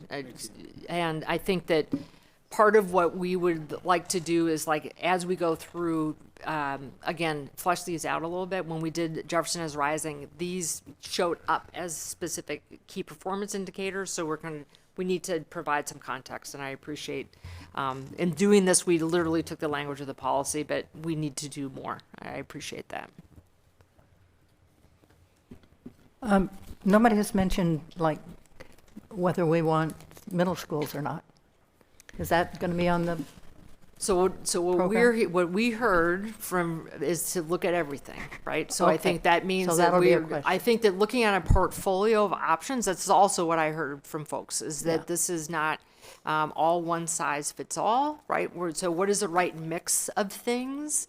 Mm-hmm. I think that there was an express question that was listed last time about how do families in K-8s feel about K-8s, right? So making sure that we're getting information about what it is that we're looking for, how many, what's the right mix. We're looking at a portfolio of school options for students and families. And so I think that's going to be some of what we wrestle with. Like, what does that mean? How many, where, some of those questions. so if we don't see a question that we want, Please we say tell so. you. Yes, yes. If there's something explicitly that you're really interested in, please, by all means. We need to we want to provide as much information and framing so that you feel that you have what you need to make decisions. And we recognize that these are big decisions, and so we definitely need to hear from you as to what is resonating, where there seems to be a gap, and how can we help provide that information. I have Yeah. two quick Sure. comments. I guess the first is a comment and the second is a question, or vice versa. It doesn't matter what order. But my comment is, if you could go back to the that one. Yes. We really need to get the Saturday, April 11th out. That date has been floated around for, I think, about 2 weeks that I've known about it, and I haven't seen anything go out. It's baseball season, it's soccer season, it's spring, it's everything. And I think, and Saturday, April 11th is 10 days from now. It's next Saturday. And so with people's busy lives, if we really want people to feel like they are actually being invited, rather than just being told about something that's really soon on a busy calendar, it needs to get out. So I would like to see that go out immediately. It's at Kellogg, I think, right? Yes. Yes, okay, perfect. And then the second one is on slide 6. If you could go back to that, I have a question that I've sort of been wondering about the last few times I've seen this, maybe you don't have an answer. So why do while yellow and blue are declining, do we have any idea why red goes up a little bit? Like, where are these kids coming from? Yeah, we did it. I did ask the question. So I think what I don't remember the answer at this point. So I did ask the question because I remember that was. So what we're going to do is we are gathering all the questions that you have provided. Oh, maybe I asked this one already. You did. Oh, I did. And so we're going to come back tired, and say, apparently. Okay. we're going to come back, and there are a number of pieces around the shape of the graph and what happened. Okay. There was some pieces. So I just want to make sure that we get all the information in one place. We're going to collect the questions. If you want to add to the questions, please do so. And then we will provide a comprehensive set of materials back to you so that it's like all at once, so that we'll try to do it in a batch as much as possible. I So, just literally yep. did not remember asking that, so Well, apologies. No, Thank I you. think it's good to notice that it's sticking with you. So its consistency is great. Okay. Good. Thank you. Thank you. Thank you very much. It felt very productive, so thank you for, it was very engaging. Thank you. Love the Slido.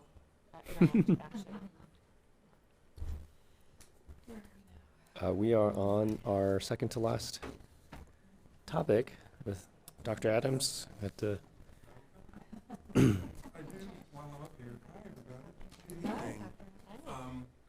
I want to set just some expectations around a survey, just because I'm about to talk about a survey, and we were just talking about a survey.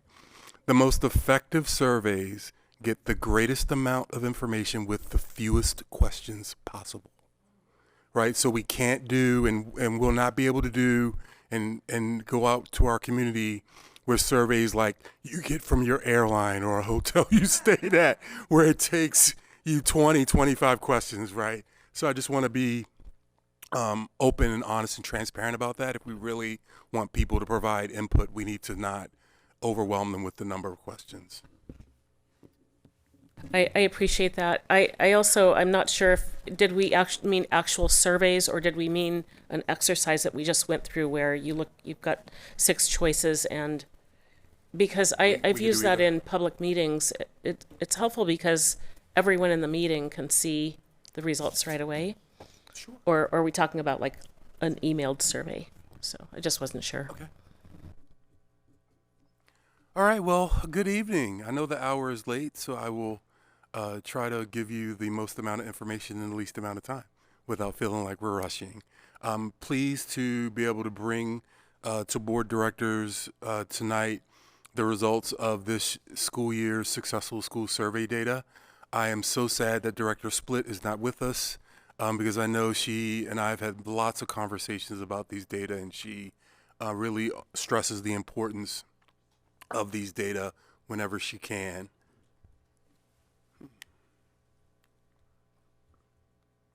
There we go. All right, so here are our learning target and success criteria. We're hoping that you will learn about those results by topic, grade level, and respondent group. And we hope that at the conclusion of this presentation, you'll be able to articulate some of our areas of improvement where we saw increases and some of our areas where we need to continue to focus our attention because they did not increase or they decreased, in fact. First, I'd like to provide a bit of context around the Successful School Survey.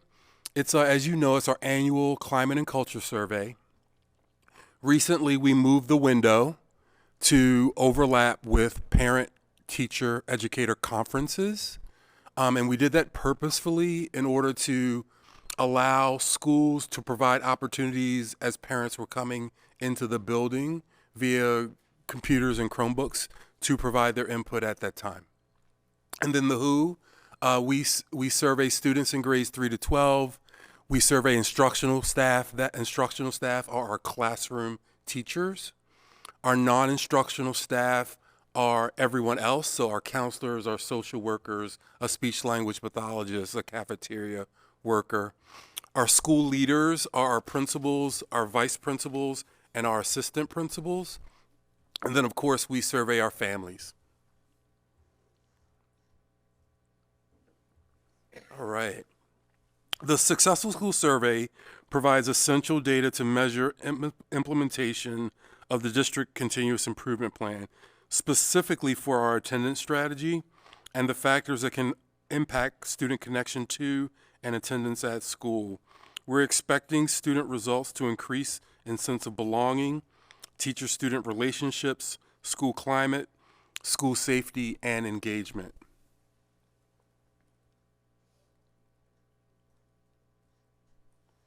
All right, I know this is a little hard to read, but here are the topics or the domains that are covered by the survey. Won't read them all to you, but we'll give you a moment to review the list. You'll note that some topics carry across all respondent groups, like academic perception, while others are specific to a respondent group, an example being feedback and coaching for our building leaders. It's specific to them.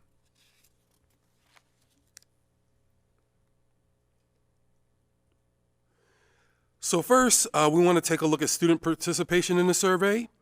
You can see from this chart that the number of students who participated reached an all-time high of over 23,000 students, with increases noted for every grade level except our seniors. So we're really excited about that, Ian. You got some work to do, buddy. Similarly, across the participant groups of instructional staff, non-instructional staff, building leaders, and families, we also saw year-over-year increases in participation. So we're really excited about that because we're not seeing sometimes what you see is survey fatigue. And I believe I like to believe the fact that we share this information with you, the fact that our building leaders share this information with their staff and to their families and their site council helps promote the response rates that we're seeing. Can I say something quickly? Yes. To Ian, I think grade 11 in 2024 is actually grade 12 in 25-26. And so 1382 went up to 1500. Oh, you're looking right? So I think yes. I think you guys actually upticked it. Yeah. All right. So we're letting you off the hook there, student director. But they were also the lowest number when they're grade 11 too. So First, I enjoy y'all so much. First, we will spend the next few slides sharing survey results by indicators in the District Continuous Improvement Plan. Here you can see an increase since the 2023-24 school year in all areas, and most areas continuing to show positive growth this year compared to last year.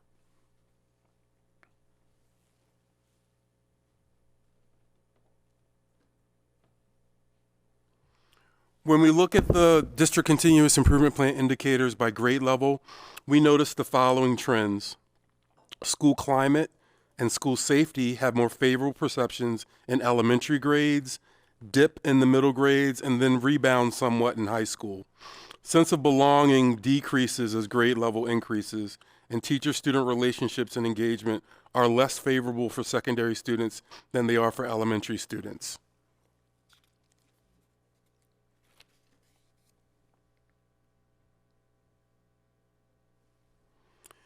Next, we examine some of those indicators for our focal student groups.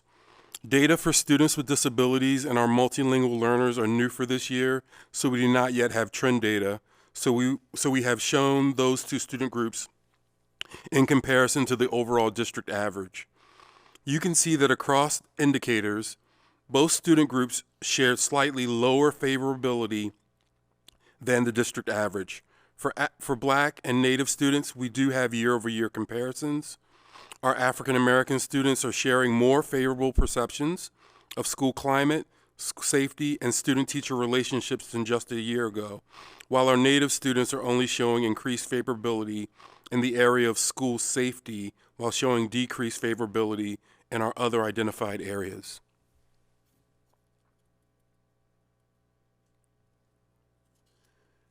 So now let's look at those same focal indicators for students that are in grades 6 through 12. Here again, you'll notice that students with disabilities and multilingual learners' favorability ratings trail behind the district average.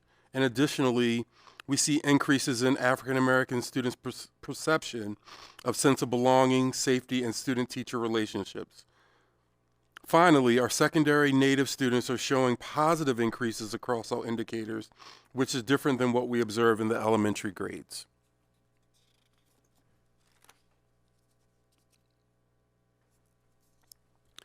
Family perceptions are another viewpoint we gather and consider as a part of the survey. Here you can see that while school safety and school climate saw positive increases across the district, marked increases in both were noted for our African American and our Native families.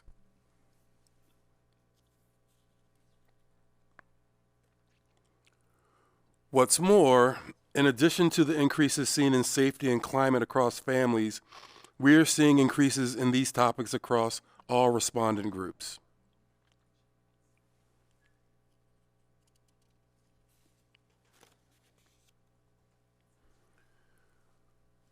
With increases in school safety and climate being seen across respondent groups, we looked at social emotional learning practices in schools, as we know that explicit instruction in those areas can help students learn to better self-regulate, successfully navigate conflict, and exhibit more positive and pro-social behaviors.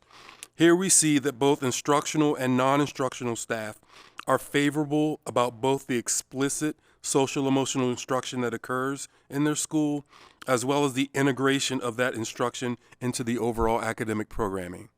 So we're seeing people value the explicit instruction, and we're seeing that our students are saying, you know, safety and climate are feeling a little bit better. We believe those are good signs. Academic perception results show that this is an area that is a consistent district-wide strength, both as a topic and in response to the individual question. You can see that favorable responses range anywhere from 80% to 96%.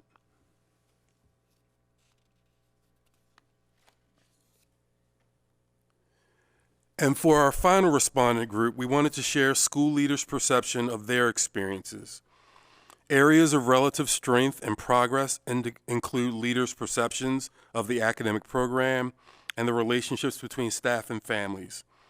As you can see from the slide, our areas of improvement and continued focus are district leadership relationships, professional learning, and feedback and coaching, as those are the areas where perceptions were the least favorable. District leadership relation asks, among other things, about the care, concern, and support building leaders feel from the district, as well as how much they trust the district and how much they believe the district has their best interests in mind. Professional learning questions ask about the quality and impact of the professional learning opportunities that are provided to building leaders. And finally, feedback and coaching asks building leaders about the frequency, thoroughness, and usefulness of the feedback they receive from their supervisors. We realize that we have work to do to improve these metrics. We know that change in the district cannot happen without adequate support and stellar customer service to our building leaders. Our principals are the main communicator and chain agent at the school level.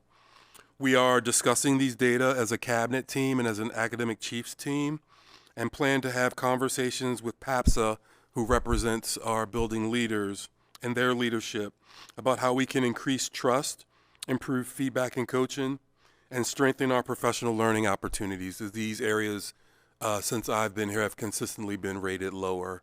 And so we're constantly trying to figure out what is it that we can do better. I was just actually having a sidebar with Principal Whitney earlier about some of the ideas we have about bringing principals into more of our decision-making processes and our thinking as a central office team. And so with that, I want to thank you so much for your attention. I know the hour's late. I'd like to turn it back over. I don't know if Dr. Armstrong has any concluding remarks she'd like to make before we open it up for some questions. Well, just the one little data point of on the district leadership, down 1 percentage point. But last year, there was an increase, correct? I believe so. So that 1% dip is not from any year prior to the year before last, but it's just a dip to last year. Yes. Oh, that's significant. Okay. Thank you. I appreciate you sharing that, because I had forgotten that. I just wonder what the impact of vitamin D and a little sunshine would do to these numbers, because, you know, when the sun's out, Portlanders are really happy, and, you know, things are better. Well, what I've said in to November, our building, I'm sorry, I didn't mean to cut you off. November.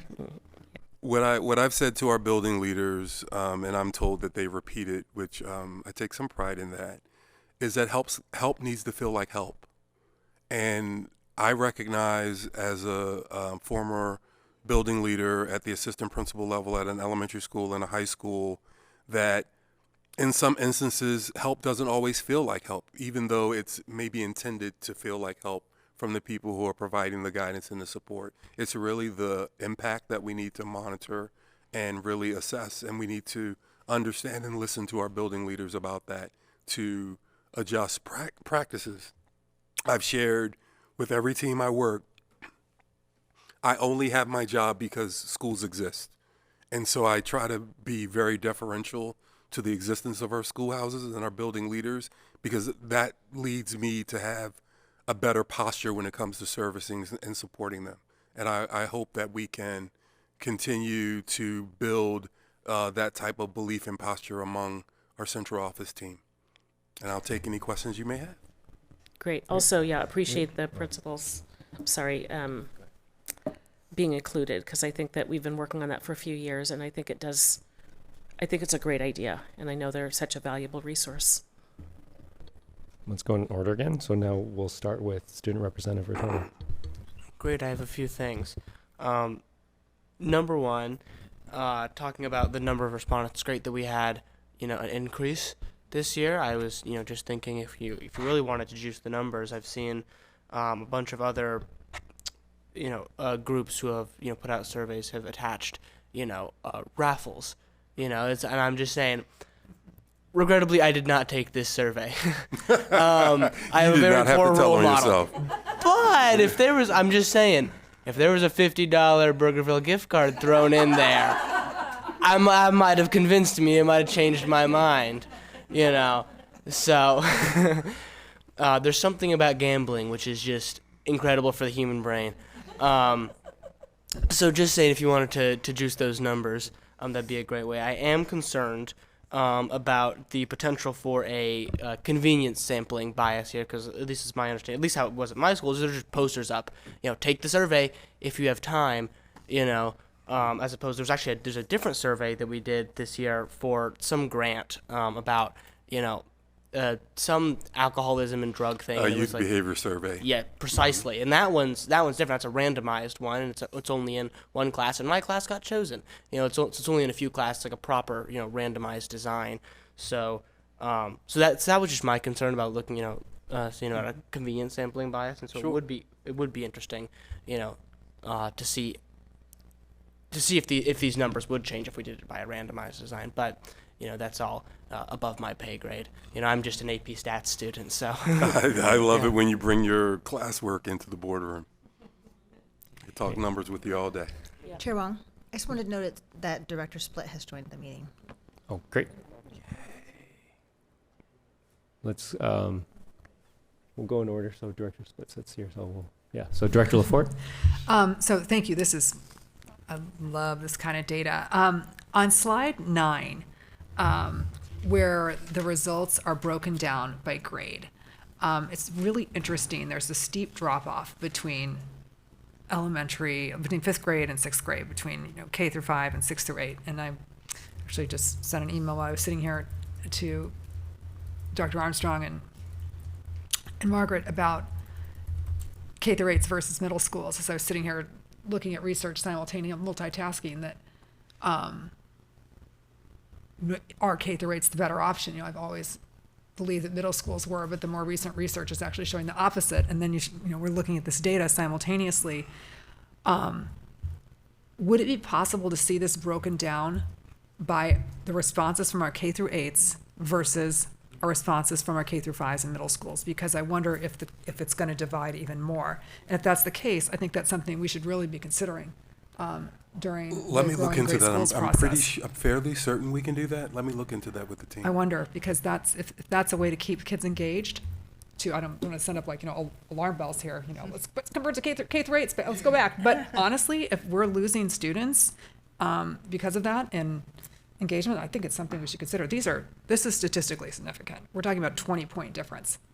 If we're losing kids, that's. Appreciate I would the love question. to see that. Okay. Thank you. This is great. I just want to make sure school leaders are principals and vice principals. And right? assistant principals, yes, ma'am. Okay. And like Ian said, I remember when Frankie was our representative, she said, do people really take these seriously? So she was questioning, are they really filling them out in a serious way? Mhm. So that is probably a problem. Oh, and I see a head nodding right there. Yeah, so, yeah. Those are two good points.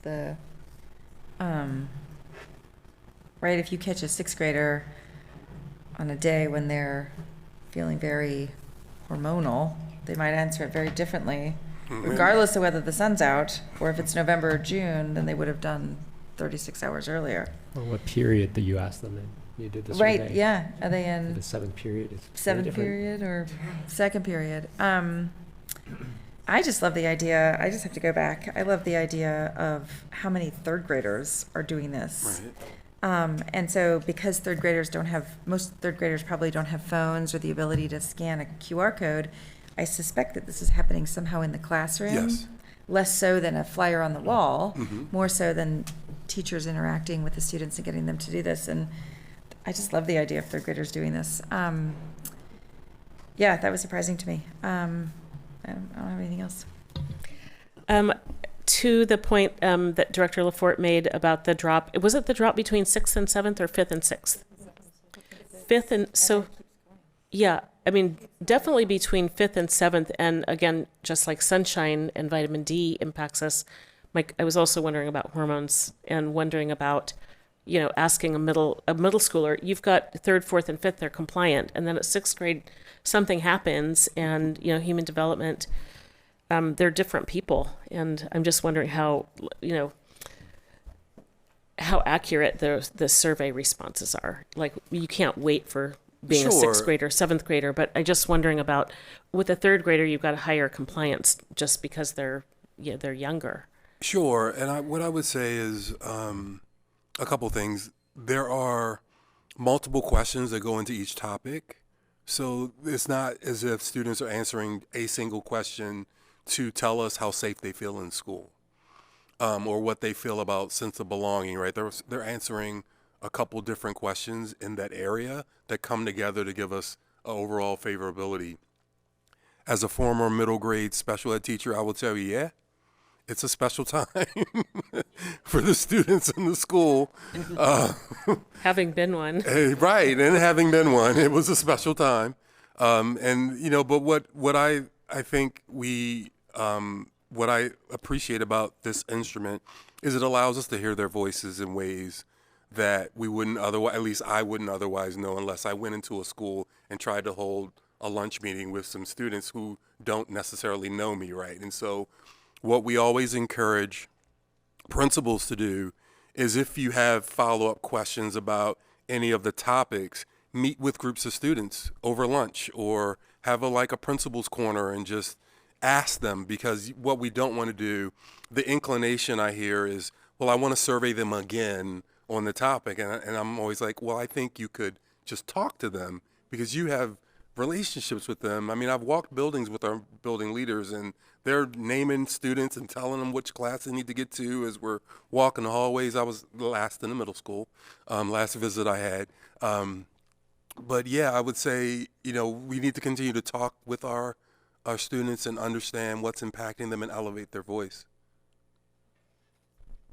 Thank you. Director Split?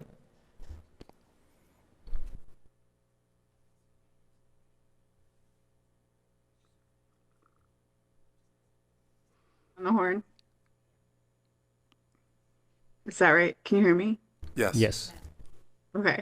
I've just been listening along. I'm always really excited to see these numbers. I think they're really important. I think they show us how our community is viewing our schools. And so I'm just really grateful to have this information and be able to see it compared to last year. I also just think it's pretty interesting to see where there's improvement and where there's work to do. I don't really have any questions at this point. I just got off an airplane, so I'm a little bit scattered after kind of a while the last 24 hours or so, or maybe 48 hours.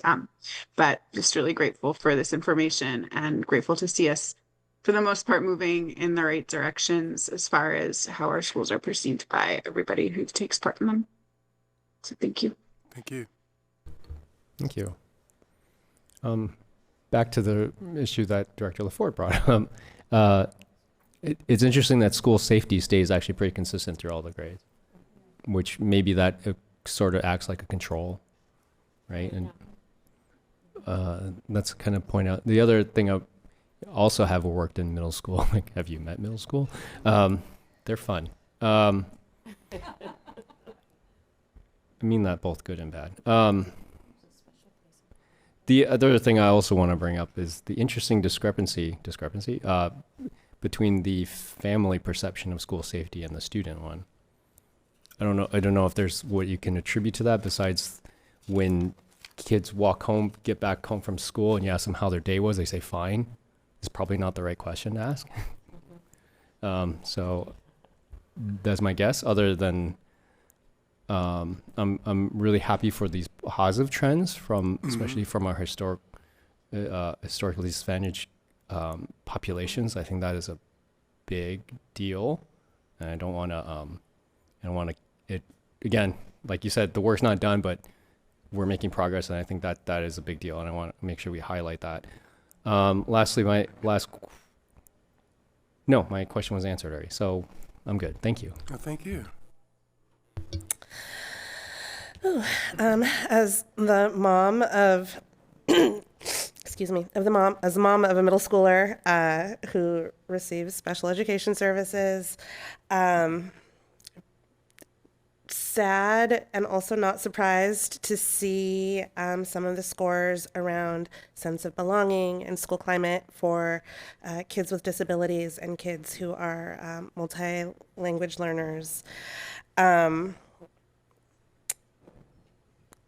Tracks with the experience my kid has had, and I spend a lot of time thinking about how we improve a sense of inclusion and belonging for kids with disabilities specifically, and specifically in that secondary band. I think whatever the weird and magical thing that happens when they go from elementary to middle school is it makes all the differences harder to live with when you're the one who experiences them. And kids are just often really not kind about differences and not thoughtful. And also, I think, just often lack the frame of reference for engaging with people with disabilities in the world specifically. So, I mean, that is just kind of my flag to wave around, and hope that that's something that we're really paying attention to and focused on improving.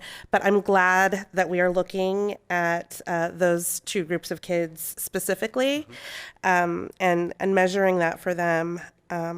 It's really important. And then I also want to just add, you know, when we think about the middle school curve and how much like we attribute to reality and how much we attribute to hormones, I'm reminded every day living with a 7th grader that hormones are their reality.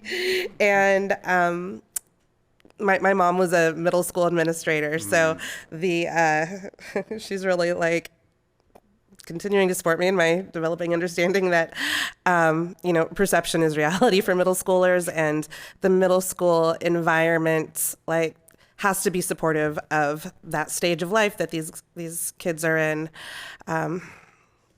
Even, you know, I mean, because of the extent that it is so up and down and influenced by hormones and things that are kind of outside of our control. So, I don't know, just like solidarity to all the middle school parents and teachers. And it's a wild ride. But any ways that we can look at making that easier for the kids who are clearly having the hardest time feeling like middle school is a place where they belong and are included, it's very much appreciated. Sure, we will do that. Can I actually extend your comment question into it? Also a question. Is there a reason why or is there data for like, because the other ones like Black African American students and American Indian Alaskan have a plus minus number from the previous year? Is there a reason why it wasn't included in? We did not collect information on disability or language status prior to this year, so we weren't able to give you a delta from the previous year, but we'll be able to do that moving forward. Great, thank you. So the thing that's jumping out to me again here is this sense of belonging, because that one's really important, and it has this very linear decline, you know, and then it bumps up a little bit in 11th and 12th grade, but it has, for the most part, a pretty, you know, a pretty concerning decline, especially into the latter half of middle school. And the thing that I've always, I expected it to go more up into high school, and I'm concerned that it doesn't, because the biggest thing from my personal experience as far as sense of belonging has always been extracurriculars. You know, is the biggest thing. Whenever I go to 8th grade nights, they always say, what's your tips? I say, do an extracurricular. You know, it is where you will find, you know, your friends, your community. Like, it is truly incredible, and it is regrettable that those same opportunities don't really exist in middle school, you know. And it's even regrettable those opportunities aren't the same across our high schools. You know, I think it is, you know, I am very avid about speech and debate. I've been doing it for 4 years now, and I think I love speech and debate. part of the reason why I'm here, and it is very sad to me that that isn't a thing at all of our schools, because it is one of the most, if not the most, accessible extracurricular to people, to all sorts of people. It's just one of the many things that makes it so great. And so the thing that that I would think, another thing that I've been thinking about, with my leadership class in our school specifically, is what can we do to push kids into clubs at the very least, and extracurriculars, in terms of building up our community. So that's personally, that's where I would look, in terms of sense of belonging, because especially getting into those later years, 7th, 8th, 9th grade, it's like that's the point in kids' life where they want to find out who they are, and extracurriculars can be a incredible avenue to do that through, to really to help you develop yourself. And it's also the place where you're interacting with people who aren't in your age cohort. When I was in 9th grade, I did a lot of theater. I didn't, I don't do it as much anymore, but when I did, I learned a lot from the seniors, that were in that. And the same with speech and debate. It's like you learn so much from the people that are older from you in extracurriculars, which again really helps, I think, particularly with this sense of belonging. So that's where I'd look. But it is a difficult task to try and tackle. I appreciate that. What we try to encourage all of our staff and buildings to do is form a relationship with, even if it's just with one student. I think back to my own education and I've talked a little bit sometimes about Mr. Brown in high school, my geometry teacher. And I remember Miss Ray, she was my algebra teacher in middle school, and Miss Cullison was my 4th grade teacher in elementary school. And I remember them pouring into me when I felt like I didn't belong, and I felt like I wanted to sort of not do well, and they wouldn't allow me to fail. And I believe those are, in my experience, the kinds of connections we need to foster and develop with our students, between adults and students, in order to really make them feel safe, seen, and heard, and valued. So we'll keep working on it. We'll keep chipping away. Great. Thank you. Thank you. Thank you all. Yes. Thank you, Dr. Adams. This is a wonderful presentation. A lot of valuable data here. That's my commitment to you. Yes. Is to bring data whenever I have it. Love it. All right. Next up, we have the thing we've been waiting for 5 weeks for, because we kept delaying it, is our board committee and conference reports. Yeah.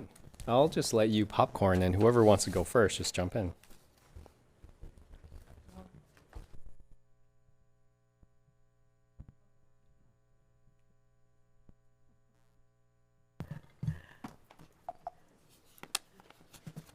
Okay, this is Audit Committee report. And we met on Thursday, March 5th. We ran out of time last time for me to report, and it's kind of long, so here we go. The first agenda item was a status update on the implementation of the hardship petition transfer audit recommendations. The district's internal auditor, Janice Hansen, reported that she has confirmed the implementation of 3 of the 5 recommendations. She also noted that the Enrollment and Transfer Center, called the ETC, has made progress on the remaining 2 recommendations, but they are not yet at a place where they can be formally confirmed as implemented.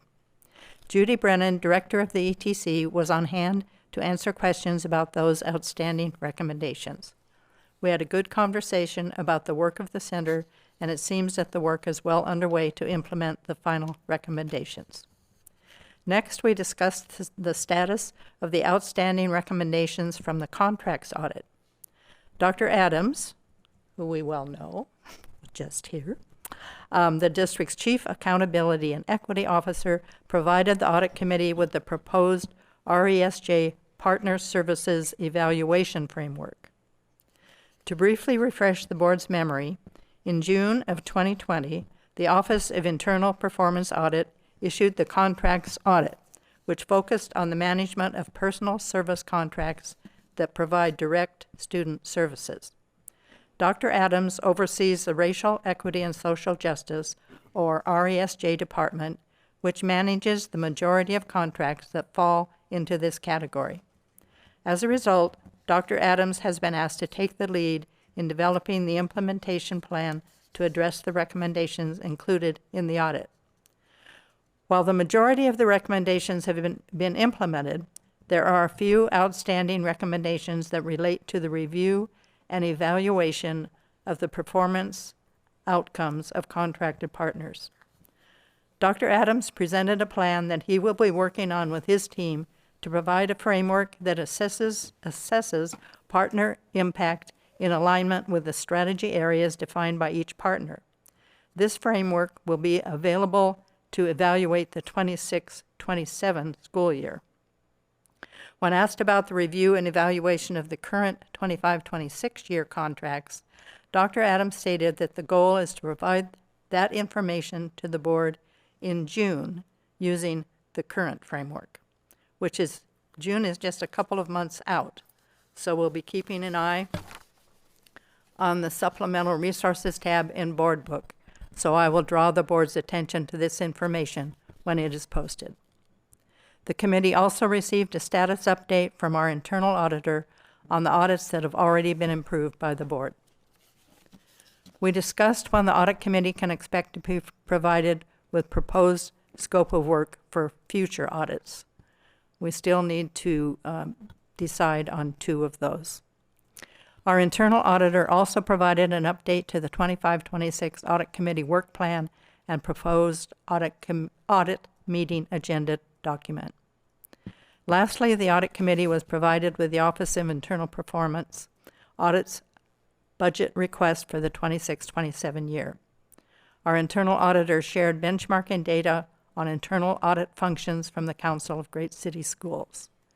We also had an opportunity to discuss cost-cutting measures that were put in place for the current year, along with how important it is to ensure the Office of Internal Performance Audit team attends professional development opportunities that are specific to school districts. The Audit Committee voted to forward the Office of Internal Performance Audit's budget request to the full board with a recommendation from the Audit Committee to include the budget request in the board's budget for the 26-27 year. The Audit Committee does not have a scheduled meeting in the month of April, so the next meeting is scheduled for May 7th from 5 to 6:30 p.m. You can view this meeting on the PPS channel if you would like to see the discussions in greater depth. Thank you. That concludes my report.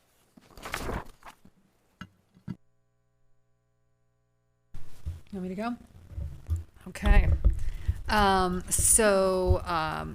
This will be the committee report for the Facilities Improvement and Operations Committee. We had our meeting on St. Patrick's Day, and it was a very efficient meeting. Public comment focused largely on athletic facility projects and capital planning transparency. Cleveland community members continue to raise concerns about Powell Park, citing poor field conditions and non-functioning electrical infrastructure that has nothing to do with us and everything to do with the city, and continue to urge the district to accelerate the project timeline and provide clearer updates. And I know that PPS staff is continuing to meet with the city regularly and hopes to have a plan in place within the next 2 months. So we'll stay on top of that. Lincoln baseball stakeholders expressed frustration regarding the West Sylvan Fields projects, noting that the full land use and design process was completed in 2020 under the 2017 bond. It's been a long time. They questioned why the project appeared to be restarting and requested that prior work be reviewed to avoid duplication and delays, which the RISE department agreed with. We asked about, right now their project is finishing last in the plan, and personally I think it's a valid question.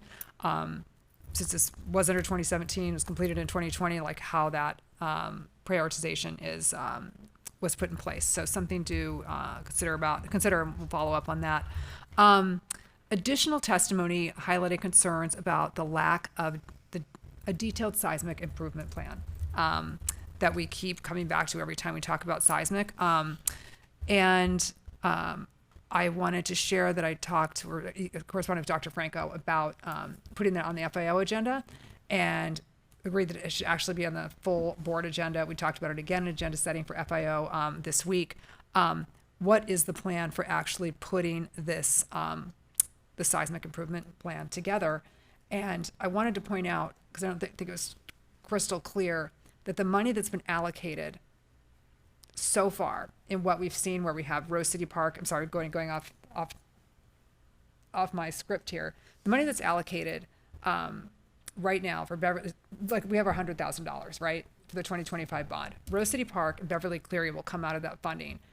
The other schools are coming out of 2020 and 2017 funding. So the smaller projects like Beach and Cesar Chavez, that isn't touching the hundreds. So the opportunity for us to create the plan that was in that board resolution is there. And we talked about what, obviously this needs to be a board conversation, but we're like, how do we initiate this conversation on the board about when that happens? Do we do it at the end of Growing Great Schools? You know, we're keeping an eye on seismic as we work our way through it. And then once we complete that, we look at what we have left and make the plan for whatever's left. I don't know how much it will be once we have the numbers for BCS and Rose City Park. Is it 70,000? Is it 80,000? Who knows? But the opportunity is there to really deep dive on an equitable seismic improvement plan for the balance of that funding. So I just wanted to call that out. Let's see. Presidio presented findings from the feasibility study on the shell option for Jefferson, which was explored as a way to accelerate student occupancy. Was presented to senior leadership in February and showed only a modest schedule savings and added costs, and staff decided not to pursue this option and will proceed with the original timeline. And then there were project updates. Grample Lighting, the electrical contract was executed, and they're putting together an agreement for that. That work, they're pulling electric in from the other side of 33rd. The goal is to have this going in May. We're still waiting for an actual date. The Jackson Hub design is underway. Construction is expected to begin this summer, which is really exciting. The Marshall Hub is under construction. Improvements in progress include track resurfacing, new turf, tennis court resurfacing, and lighting improvements for the Cleveland students that will be incoming, and that will be completed in May. Powell Park, again, said it earlier, ongoing coordination with the city to establish a long-term agreement is anticipated within the next couple of months. And for Roosevelt, Franklin, and West Sylvan facilities, the projects are all in pre-planning and schedules are in development. And our next meeting is on April 21st, and we're going to do a deep dive on air quality in our schools. So that's it. Thank you. It was very timely, that policy committee meeting. I was like, we literally just talked about it that morning at FIO agenda setting, so it was perfect. May I go next? So the policy committee, we met yesterday to discuss the Section 7 policies. So we're in the process of cleaning up the policy manual, which we are required to do every 4 years. And you might note that we haven't done it on a regular schedule. So we're trying to get back to that. We're looking at Section 7 and literally just, I would say the bulk of the changes we're looking at are word changes related to grammar, changing he, him, and she to they and them, making capitalizations consistent throughout. And we had a pretty robust discussion about the words shall and will. And so what we've decided is that we will put a sentence in, let's see if I can get it here. I also clarified that it's not necessarily a legal document, so I just clarified that the language is not, we don't have to use the legal term. We can use the layman's term, but what we're going to do to satisfy a request is to include a disclaimer that reads, wherever in our policy manual it says shall, it actually means will. Is that correct? Yeah. So we'll put that in the policy of policies, and hopefully people read it. It's very, I know, it's shall or will. We heard public testimony about amending the climate crisis responsibility, climate crisis response policy to include air quality standards. And we have a document in front of us that is very detailed and actually a little bit too prescriptive for a policy. It talks about the particulates per, volume of classroom space. We don't want to put those details in a policy, but we might want to have a policy that talks about what we aspire to in terms of clean air. And I'll be meeting with community members to let them know we're not going to say we can't have more than 0.001 parts per billion in a classroom. Let's see. Our next meeting is April 27th at 4:30. And we are very close to bringing Section 7 policies with a few changes, amendments to one of our next 2 board meetings. The final thing is we, as of today, we haven't received any public testimony or had any board conversation about the contracting and purchasing. We had a first reading a few weeks ago, public contracting rules. They're out for public comment. That public comment period closed today. We heard the first reading on March 10th, and we'd like to vote on those new rules on April 14th.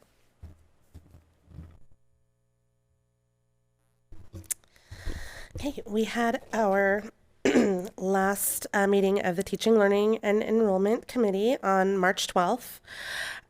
We had a presentation on continuity of instruction with Chief Cardona, and this is directly linked to the field trip policy that we discussed earlier this year and the experience that students have when large groups of students go on big field trips, like out of the country, out of town, and teachers are accompanying those trips, and so how we ensure equitable experiences for students that stay behind.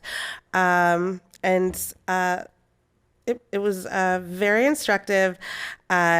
It was helpful to see kind of the form that is filled out that really goes into detail about what the teaching expectations and work expectations are, and how they're aligned to standards for students, whether they are on or off campus.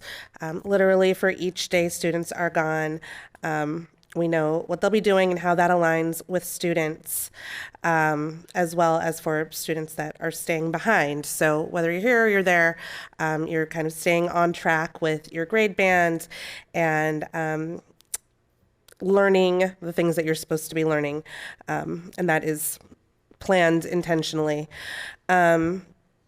We also talked about how schools plan staffing to ensure that there is consistent teacher coverage, and how that works just based on whether we're utilizing subs or other school staff. After that, we had a presentation on growing great schools. I won't go into a ton of detail about it because we talked about much of that tonight, but kind of just getting some preliminary facts around, what enrollment has been, where we've been experiencing the drop in enrollment, which has been primarily in elementary schools and isn't yet being actualized in middle and high schools, but we know that it will be. Data around the modernized buildings and the increases in enrollment that follows, and generally looking at the demographic trends, as well as where we've had schools increase and decrease. We've decreased our K-8s, increased our K-5s and our high schools, and discussion around looking at the configuration of grades and the experiences that are relative to that. And many of the concerns and issues that we talked about tonight in terms of going into this work and looking at what the right configuration or number of schools is for the enrollment that we have and will have, what equity in process and outcomes looks like, and kind of what our goals and potential North Stars for this work are. Our next meeting is on April 9th. Great, thank you. Didn't forget anybody, right? Okay. All right. We are on our last topic, other business future agenda items. The first thing I would like to kind of bring to your attention, because I would like to actually implement this change starting our next meeting, is our public comment procedure. I believe our board manager has sent an email out with the proposal. We asked our board manager to look at how other government agencies, districts do public comment, and she kind of synthesized a proposal based on what other people do and best practices and et cetera. So just kind of really briefly, and I wanted to bring this to you to make sure this is okay with everybody here before we proceed with this. I think there was a general agreement that we wanted to increase the equity and access to our public comment. And so this is one attempt, our first attempt to change for the better. So in general, just quick summary. If you approve, from now on, we will have public comment in both our work sessions and our regular meetings. They will be 20 minutes on their agenda. And if it is full, then it will be 2 minutes per speaker. If it's not full and we can allow up to 3 minutes per speaker. This is one thing I wanted to add there. 2 minutes means there's about 9 general commenters can participate, and the standard student, I think, have a reserve 3 slots. The other change that will happen is how to sign up. One of the things I wanted to make sure that we also change is equity and access, because sometimes we have topics that come up and you have organized parent groups that sign up all the slots within the first hour it's open, and while some families may not be aware or have access to it till later on. So the first proposal, which I'm actually going to propose a little change here, so I just hopefully I'm clear, or I can still talk at 9:30 p.m. So the new process, the proposal is that 4 days ahead of time, or 96 hours before the meeting, that's when sign up opens, and then it closes on 12 p.m. the day of the meeting. They sign up through emailing or calling the board office. If there are, and this is a part that's in purple that I also want to add a little bit thing. One of the ideas I had was also having a lottery system if there's more people who sign up than slots available. And the reason for that is because there is an equity issue if, for example, people who sign up first get priority versus people who find out later in the day. So I want to divide that. But there's also other ways to weight it. Like, for example, there are some issues that maybe like 30 people from Woodstock Elementary sign up on hour 1 that is open, and that even a lottery wouldn't allow equal access. So there's other ideas, for example, like weighting cluster areas, right? Like, for example, if there's a whole bunch of people, we weight like, the Cleveland cluster and Roosevelt cluster to make sure that these clusters are equally represented. So we can do it by geography. We can also do it weighted by topic. So like when they sign up, they have to list their topics. And so we don't want all the slots be taken up by one topic, for example, and that we allow diversity of topics. So those are some ideas. The one I'm kind of wanting to push is the idea of a lottery if there are more people who sign up than there are slots. And then lastly, I think that's it. So feedback and thoughts. Chair Wong, can I just note that there are some constraints on discerning slots based on the content. So a content-based restriction is one we want to talk through if you head down that direction. Yes, the lottery is different, but I want to... Yes, and I forgot to mention that. Thank you for reminding me. We did talk about that with, I think Sharon Tonker also brought that up. And one thing that we can weight it is by geographic area. That is more legally clean. So that's why I think I came up with the idea of clusters, like the Roosevelt, all the schools that feed to Roosevelt, all the schools that feed to Cleveland, consider that as geography instead of just quadrant. Sorry, one more thing I forgot to mention. If we are going to do a lottery, there needs to be an extra day ahead of time. The window has to be moved. So instead of 4 days before the meeting, 5 days before the meeting, and then it closes the day before, and then the people who get the slot are emailed confirmations that they have an opening. So that's the reason. So if we do have what I am proposing is a lottery, if there's more slots or more sign-ups than slots, it would have to, the window moves up a day to allow for that administrative. I see Director Split has your hand up. Yeah, thanks. I really just have a clarifying question. I tried to get in early to just ask if, as you were going through it, you could share like how it's different from what the current practice is. Because I honestly don't really know what the current practice is. Like, I don't know how long the advanced sign up opens currently or when it closes. It sounds like the individual signing up is about the same. So I'm just curious, if I'm the only one that doesn't know the current system, cool, just say, Christy, the rest of us know it. But if others aren't really sure what's different between this and the other, I think it might be helpful.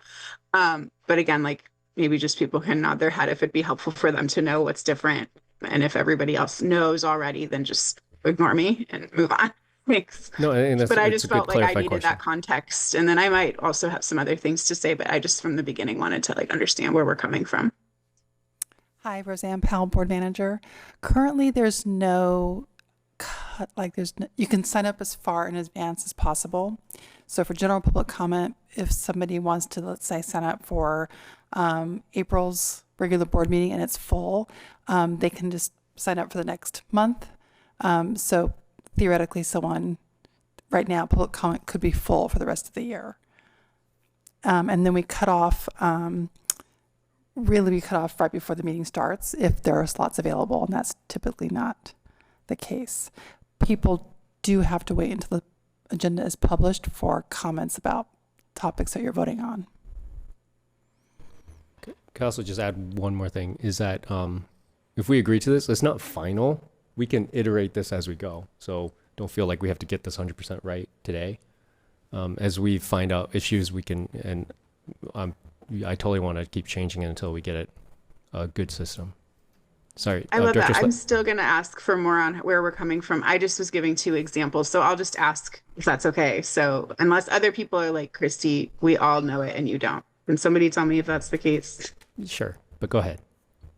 Does everybody know it? Okay, I will just not worry. Thank you. Oh, no. For I mean, saying sure, that. go Wanted to ahead. know. Like, you should ask the questions because I don't. Okay. How many currently people can participate in the general public comment? 3 students and 4 non-students. Okay, so it's going up by 2, but going down by 2 minutes.